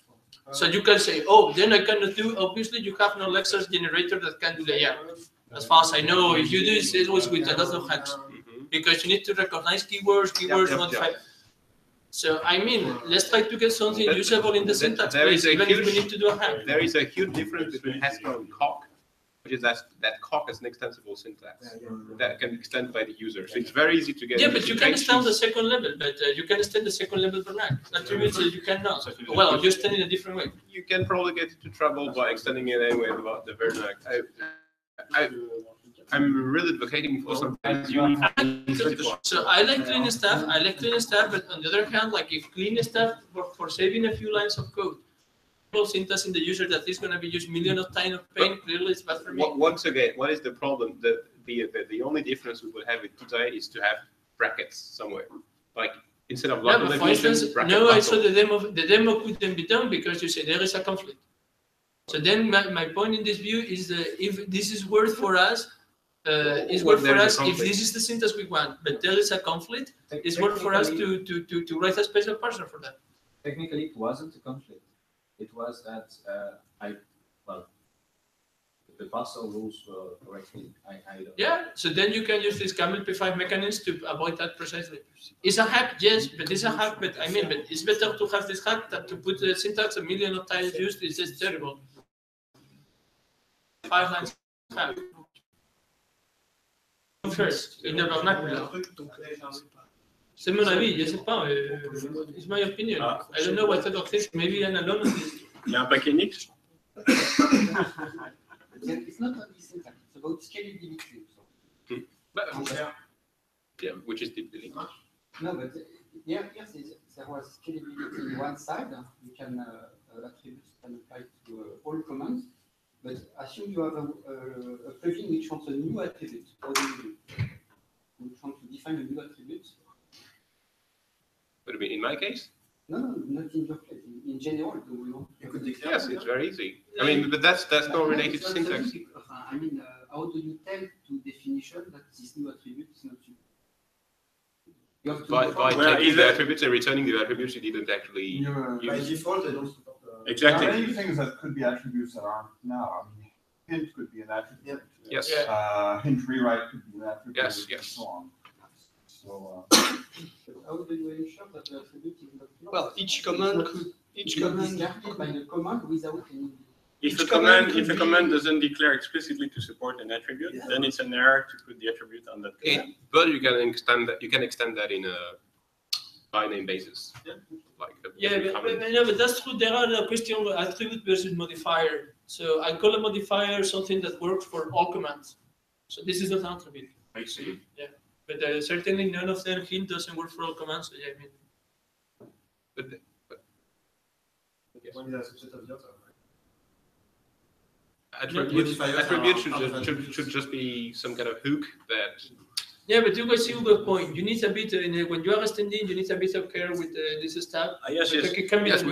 yes, You need a I bit of definitely care. agree. Hugo's point is valid. So one thing that you cannot do, I said you have to declare explicitly you support an attribute or you fail. One thing you can do is if an attribute is really a modifier that would apply to all commands, maybe you would like to say, okay, even if the command is not aware of the existence of the attribute, this attribute exists, supported by all commands, and it's handled in a generic way by this. No, so if a maybe you could plugin want is that. going to declare a new attribute, which I'm not sure is exactly the other, but then for all commands that don't know about the plugin, they have to fail, I think. That's one possible No, the plugin we decides. want to define a plugin that applies to every definition. But then this wouldn't be an attribute. It would be defined in something like a command transformer, which is at a different time. It's a function that takes a command, so this is not an attribute. Okay. So yeah, I see. I think at least it seems very complicated. Of course, you can do this. It seems very complicated to get all command to have all command interpretation open to a non-attribute in the future. You can do it. It seems very complicated. You can do it, right? But I'm not sure it's. Okay. Well, like time, for instance. If you see time as an attribute, it could be implemented in a generic way without the command really knowing. But maybe we don't want that. No, not sure for time. All right. Okay. So I'll try to be really quick. Last time I said that it was a disaster. But okay, so that we can go for lunch soon. So I'm getting really old. And a symptom of that is that I am giving talks that I used to give 5 years ago or more. And even the final status slide looks like the one that I had 5 years ago. So it's a bit concerning, but we'll see. I precisely hope to break that. So I'm going to talk about adding primitive integers in Conc. Just So- integers? Sorry? Just integers? Integers and arrays, but it didn't fit there. But okay. Integers first, and I will say a few words on arrays. But let's go step by step. So if you happen to have seen this talk 5 years ago and you still remember, I apologize. I missed it, and now I love. All right, so the motivation for this work is to have efficient representation of data in Galena. So when you program inside Conc, you want, in some cases, you want to represent your data in a compact way and a way to, in a way that makes it possible to compute efficiently on the data. So some actually existing use cases. Okay. Some existing use cases are validation of traces from SAT and SMT solvers, computation of prime numbers. Exact real numbers, certified polynomial approximations, the computation of the decimals of pi by Eve, some computation of on matrices in linear algebra that I was doing in my thesis. So all those items are actually already implemented things by people who were using a kind of a fork branch of Coq that I was maintaining during my thesis.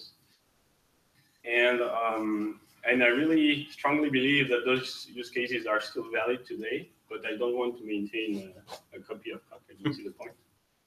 So I would like to clean the material that was in my prototype and integrate it when it's in good shape. Recap of the current situation in Coq this time, not in my prototype, in the current Coq master, because maybe some of you might not be fully aware of the full picture on what is done for computation on integers in Coq. So if you look at the standard library, you will find that you will find the definition of 31-bit integers as an inductive type. So the dot here mean there are 31 arguments, and in fact it's implemented in a very funny way. So most of this is parameterized by the size, but then there is a mix of partial evaluation and functors, which is really interesting. So if you don't feel like you don't really know how to do partial evaluation in the Coq library when you have functors, you can have a look at this piece of code. Interesting. And so most of the system sees only that.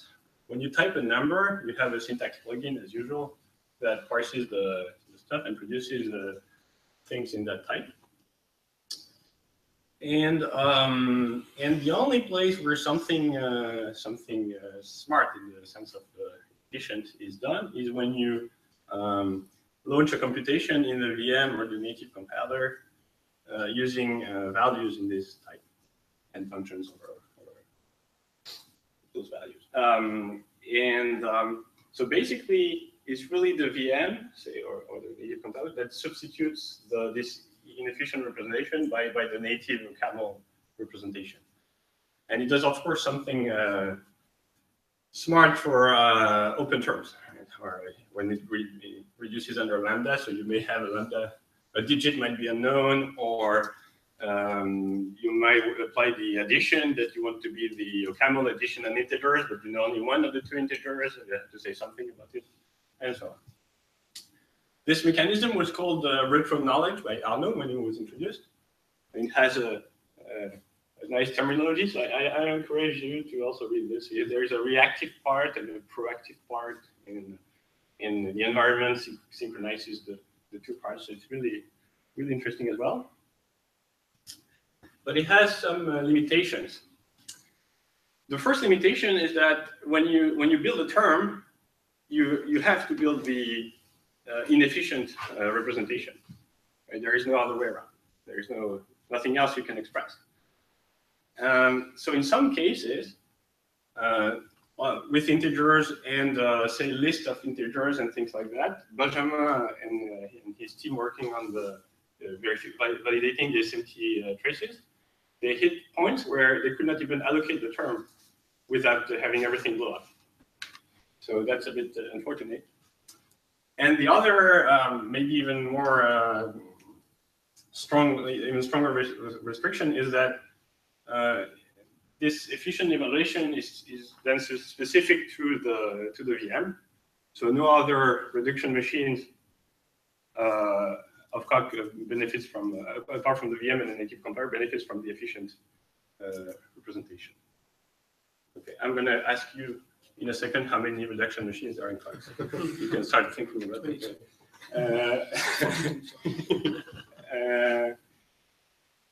So this work is trying to make progress on those two main limitations. So as I said, it's based on the work by Benjamin, Laurent, Arnaud, Michael, and me. And essentially it comes from a prototype based on 8.4 Well, in fact, that's the end of the life of the prototype. It started in 8.2 or 3, I don't remember. So yes, I don't want Emilio to complain about rebasing anymore. Okay? This is hard. So hint, I'm changing the type of terms. Okay, so you can imagine how my life was. But never mind. So universes were added. Projection, conster. Pierre-Marie, why not that you mentioned every term? Why not that you're showing this? Why is not the conster just conster plus a cost type? What do you mean? I think it was discussed at the time of the introduction of the Yes, I conster, don't maybe remember that. But maybe you can send a pointer to the discussion or see during the lunch break. Yeah, okay, no, because But it's an interesting. and okay, you're standing like this way. Of course, it's very painful. Okay, go ahead. Well, it was painful before conster existed. It's become twice as painful, but still the same complexity. Constant factors in plane don't matter. So yeah, basically what we're doing is we're really adding an integer type so that we can represent. And this is just okay. This so we want to make this independent of the architecture. So this on a 64-bit system will be exactly the OCaml integer. On the 32-bit system, it will have a kind of emulation layer to do the same computations. Of course, it won't be very efficient, but I think today people interested in efficient computations should use a 64-bit system probably. Which was not so clear when I started. And also you need to represent operations on those integers. So for that, we don't extend the calculus directly. So that was a choice by Benjamin to reuse constants for that. So it's just a special kind of constants, but it's not a special kind of term. That could have been another possible design. Okay.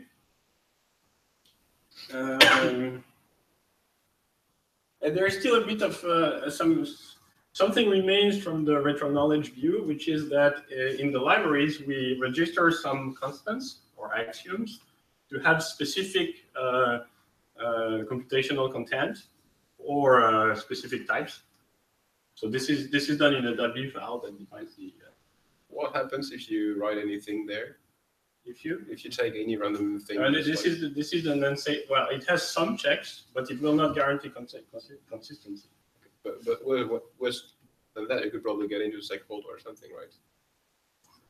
There are some checks though on guarantee and things like that. So basically, you have a choice. You could even check if it's the right thing that's given. Right. So this is open. It's not very critical for efficiency or whatever. You run this only once. Yes. So you could check. No, the only problem is that it's a bit inconvenient to maintain. This type is easy, so you need to maintain representations of this. You would need to understand the universe code of the axiom command, which I can't. I mean, I tried hard, but maybe I'll take a quick lesson today. Yeah. It will be easier. And so, and one key difference. So all this is looking very similar to what's done today.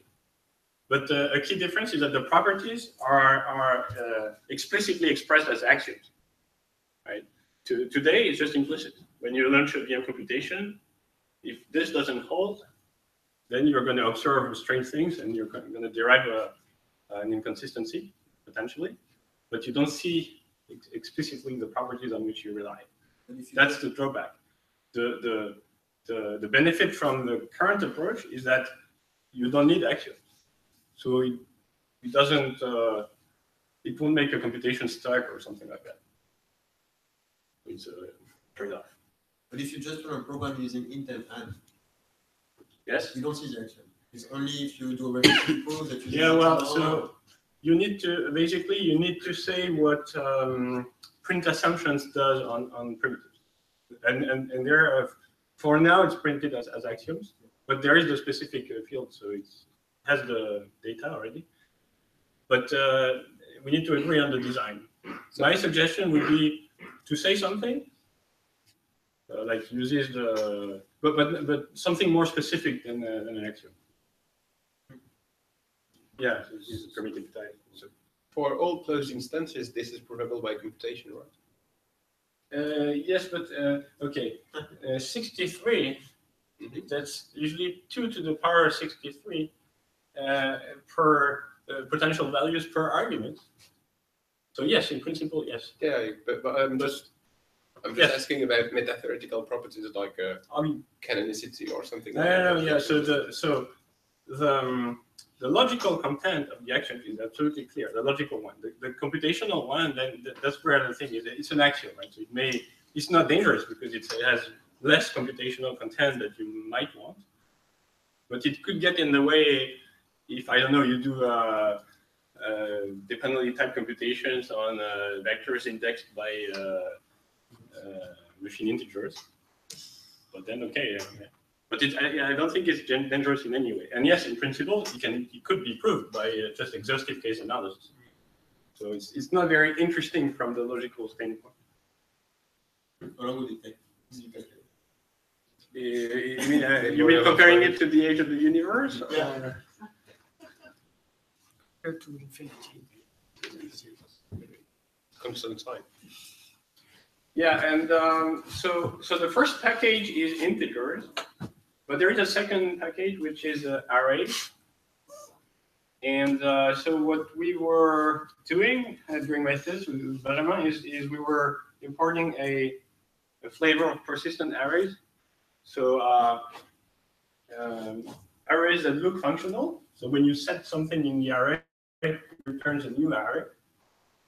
You have a default value that's embedded in the array to prevent any, to have flexibility in the way you express properties and so on. No exceptions or options. But internally, it's a destructive array. It's exactly the implementation by Jean-Christophe and Sylvain, I think, in their paper. So you keep copies of the arrays through the updates that you made, and usually you optimize for the case where you always look for the last version. Well, you have a primitive to say which one. If that's implemented that way, I think you're in trouble by marshalling. Marshalling is not stable by this property because it's going to mix. But you can always explicitly copy the array, I think. So yeah, maybe you mean the performance. Even sameness, I guess, through marshalling is going to get into. It relies Yeah, on you need to do a bit of. I mean, this persistent array things only work on, you're making a lot of assumptions on what you have the right to do on it, and as far as I remember, marshalling is Okay, I would need to double check that. I haven't seen in a while. But also for integers, we need to say something about marshalling. Okay, so this is indeed a design point that I would like to discuss with you. But I'm pretty sure you can do something to make it safe, even for arrays. You can always copy the array and then produce the explicit. It's a bit costly, but do that. For any pointers to a persistent array, you can probably just substitute with an explicit copy of the array, and this should be safe. But of course, then They're not using this in a Y3 and so on, and they don't think of that already. Probably. I'm surprised when they start to think of that. But I agree there is something to be done, probably. Although we were saving them in BO files already, so we need to. But again, as I said, I'm getting old, so. Okay, so the current status of this is. There is the answer I could have asked before. Anyway, I made the rebase almost entirely. I am missing 2 production machines, so it's almost done. What are they then? VM native? The VM native, lazy. Kernel, yeah. Compute, CBN, simple. 6 that I know, but there might be more. Well, they have 2 instances, one in the kernel and one in the Tactic engine. 50-state gen in both? No? In reduction, we can. Well, at least in this case, you need to adapt it only once for those primitives. But what I'm trying to say is that maybe we should reduce this number because precisely when you add reduction rules or things like that. So imagine, okay, typically I do the change in an ML file in the kernel. I do it in the MLI file in the kernel. Then maybe the protector needs to have a similar change, like for reconstruct and so on. Then I need to do it in the API. Okay. Then I need to do it in the checker, in the ML file of the checker. Now the checker is getting MLI files because otherwise the camel compiler has problems with dependencies. So yeah, really, okay, we could improve on that. Okay, and so the patch is bigger than we would like, but it I mean, okay, it touches many files, but most often with a trivial change, like just saying, okay, G int is mapped to P int. This is a typical change. And the only part where it does significant changes is the reduction machines, and the VM even more because we. Okay, I didn't mention it, but there are some iterators on integers, and so we try to be smart in the way we compile them. So the VM is using some optimization techniques to where it needs to compile the iterator applied to certain data, and then do a bit of like avoiding allocating some closures and things like that. It's not completely crazy, but it meant that the architecture of the VM changed a bit in the compiler, not the runtime, but the compiler has one more pass. And in fact, it's now getting much closer to what the native compiler is doing. So the native compiler had two passes, like one is called native lambda, and the next native code where it produces ML code. And now with this branch, the VM has one pass where it produces something called C lambda, which hopefully could be made very, very close to the native compiler one, but it's not done in this patch, but that's one of the hopes. And then only the second part it generates bytecode. So it has an intermediate functional representation. So I think it's good. The only thing I don't like is that it's not separate from the rest, because and making it separate is a lot of work because it basically means that we need to port the existing retro knowledge mechanism to this new pass and so on. So I mean, I could do it if it's required, but I would rather help reviewing this or whatever possible. What don't you want to do? I mean, I feel like there are two changes that are in one commit. One is adding integers, and the other one is adding a pass in the VM.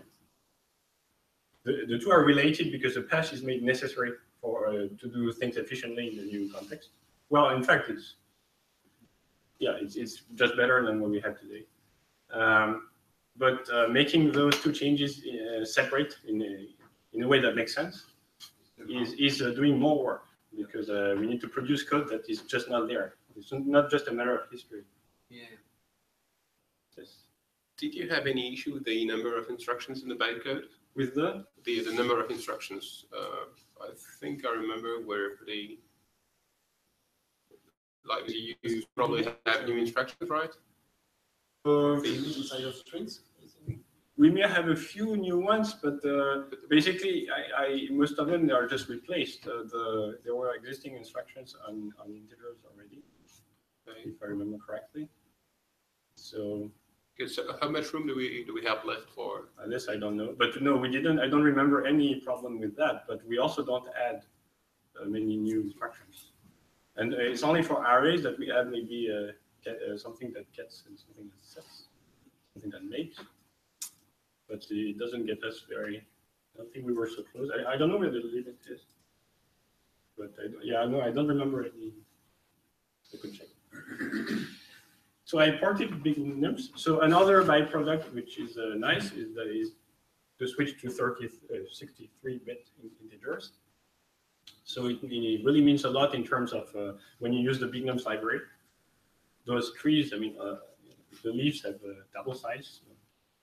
So the heights are smaller and so on. So it's much faster. I could measure it. I had some benchmarks in a talk I gave 5 years ago, and it was really showing some improvements. And so what I need to do, I need to finish cleaning up. It's not in such a bad shape, but apart from it's just not easy to review. I'm afraid, because it's. But I mean, okay, I could just explain where to look in what sequence. It's also not completely fine. And then there is a lot of work on the library part. So. And there, my problem is sometimes I don't even know what the convention is. So in terms of how to structure the development in modules and things like that. So I don't want to change the existing int31 library is already a bit different from the rest of the library. So basically, we will need to synchronize on what is the right. I should talk to Pierre. Ask him to do. So I plan to do a few independent patches. One is to first clean up some interfaces in the VM so that this new pass can then be expressed without introducing any unsafe things or whatever. So that should be independent. Then introduce the integers and the new pass. That will be a second patch. And then the persistent arrays can be added separately. And then I realized yesterday that there is some hope. I wasn't too tired to, in the kernel, get rid of the pre-ARM stuff. So we have 3 notions of environments in the kernel. We have pre-ARM, ARM, and safe ARM. ARM and safe ARM, it makes sense, like it's a standard distinction as to whether we maintain typing invariants or not in the environment. Basically, you really have a dependency in the theory, so you need to do something. But in this pre-ARM ARM, so it's basically 2 isomorphic structures. You expose the isomorphisms. And I think it was probably designed to work around some dependency issue in the kernel. I tried to reduce it, and I found that the only remaining part is the retro knowledge, which is kind of funny because it also uses a hook to probably get around some dependency issues. But so there is something, there is hope for. There are 2 files. Okay. Yes, essentially it's the same thing, but I mean, it was before we told it. Yeah, that's what I was. Yeah, I was wondering. I couldn't find. Okay, maybe I will discover again why you cannot just collapse everything. Yeah, I thought it was with the VM as well, but. I did not know why. So I hope today I it's hope coming from the VM. Yeah. The first commit is from Benjamin Grégoire and says j'avais oublié ces fichiers. But anyway. Maybe ask Benjamin. Okay. Thank you.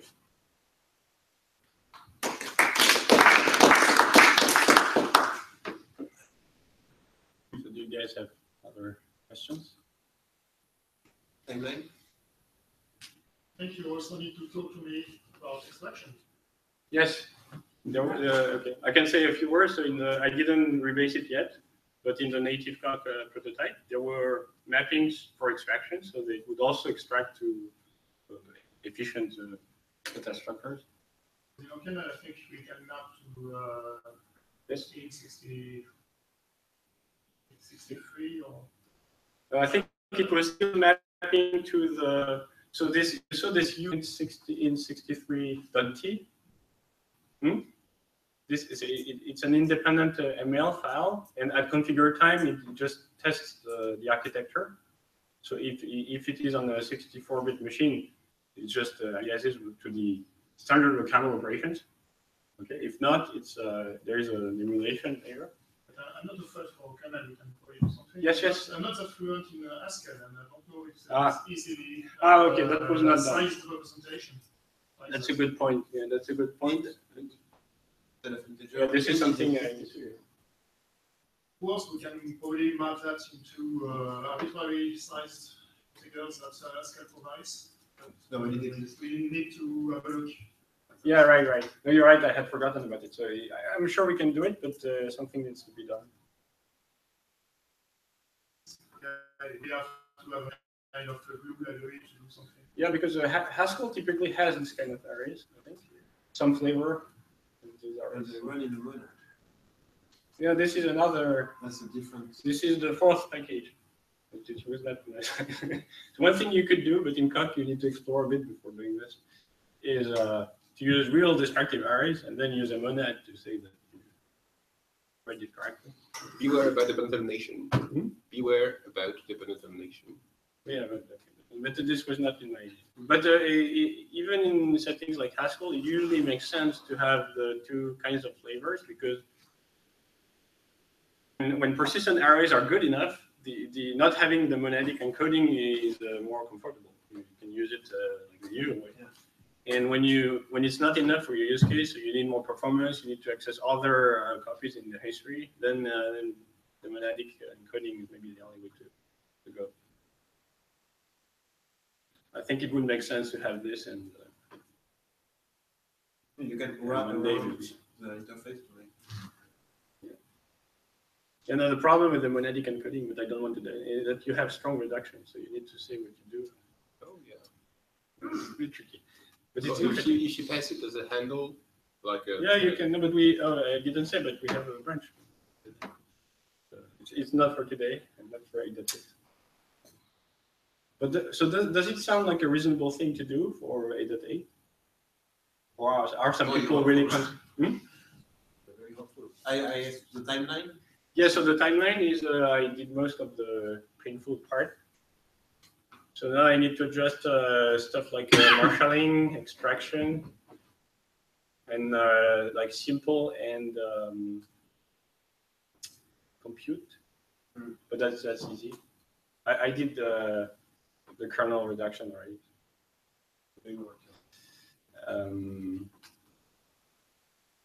And I think that should be, it should be ready for the date. I'm not.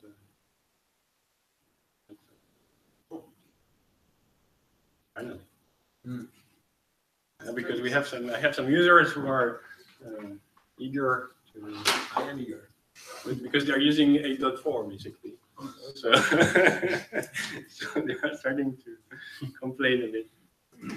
And they're right. Yeah. That's why are you here? Fast strings. Fast strings is super important for reflection. If you want to have a fast reflection of a content, for example, you need fast strings. That's normal getting around this. You need what? Fast strings. Yeah, strings. Arrays of integers. What are you saying? Fast reflection in Cocteau? No, for template Coq. Template Coq. For example. Yes. So I would like to provide a nice string libraries on top of this that doesn't put strings in the CIC, but uses integers and arrays are things that if you don't have them. What about floats? Yeah, floats. Maybe. We'll see. But there is always a trade-off for each. There is always the question where you stop. But for integers and arrays, I think you have many arguments. I think where you start. Yes.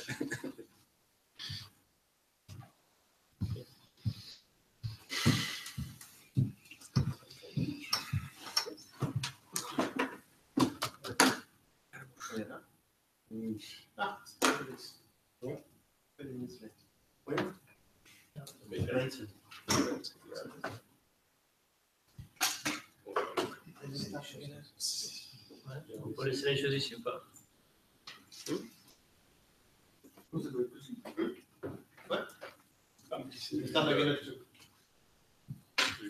was the question? On peut laisser les affaires ici. Ah, yes. I get the key.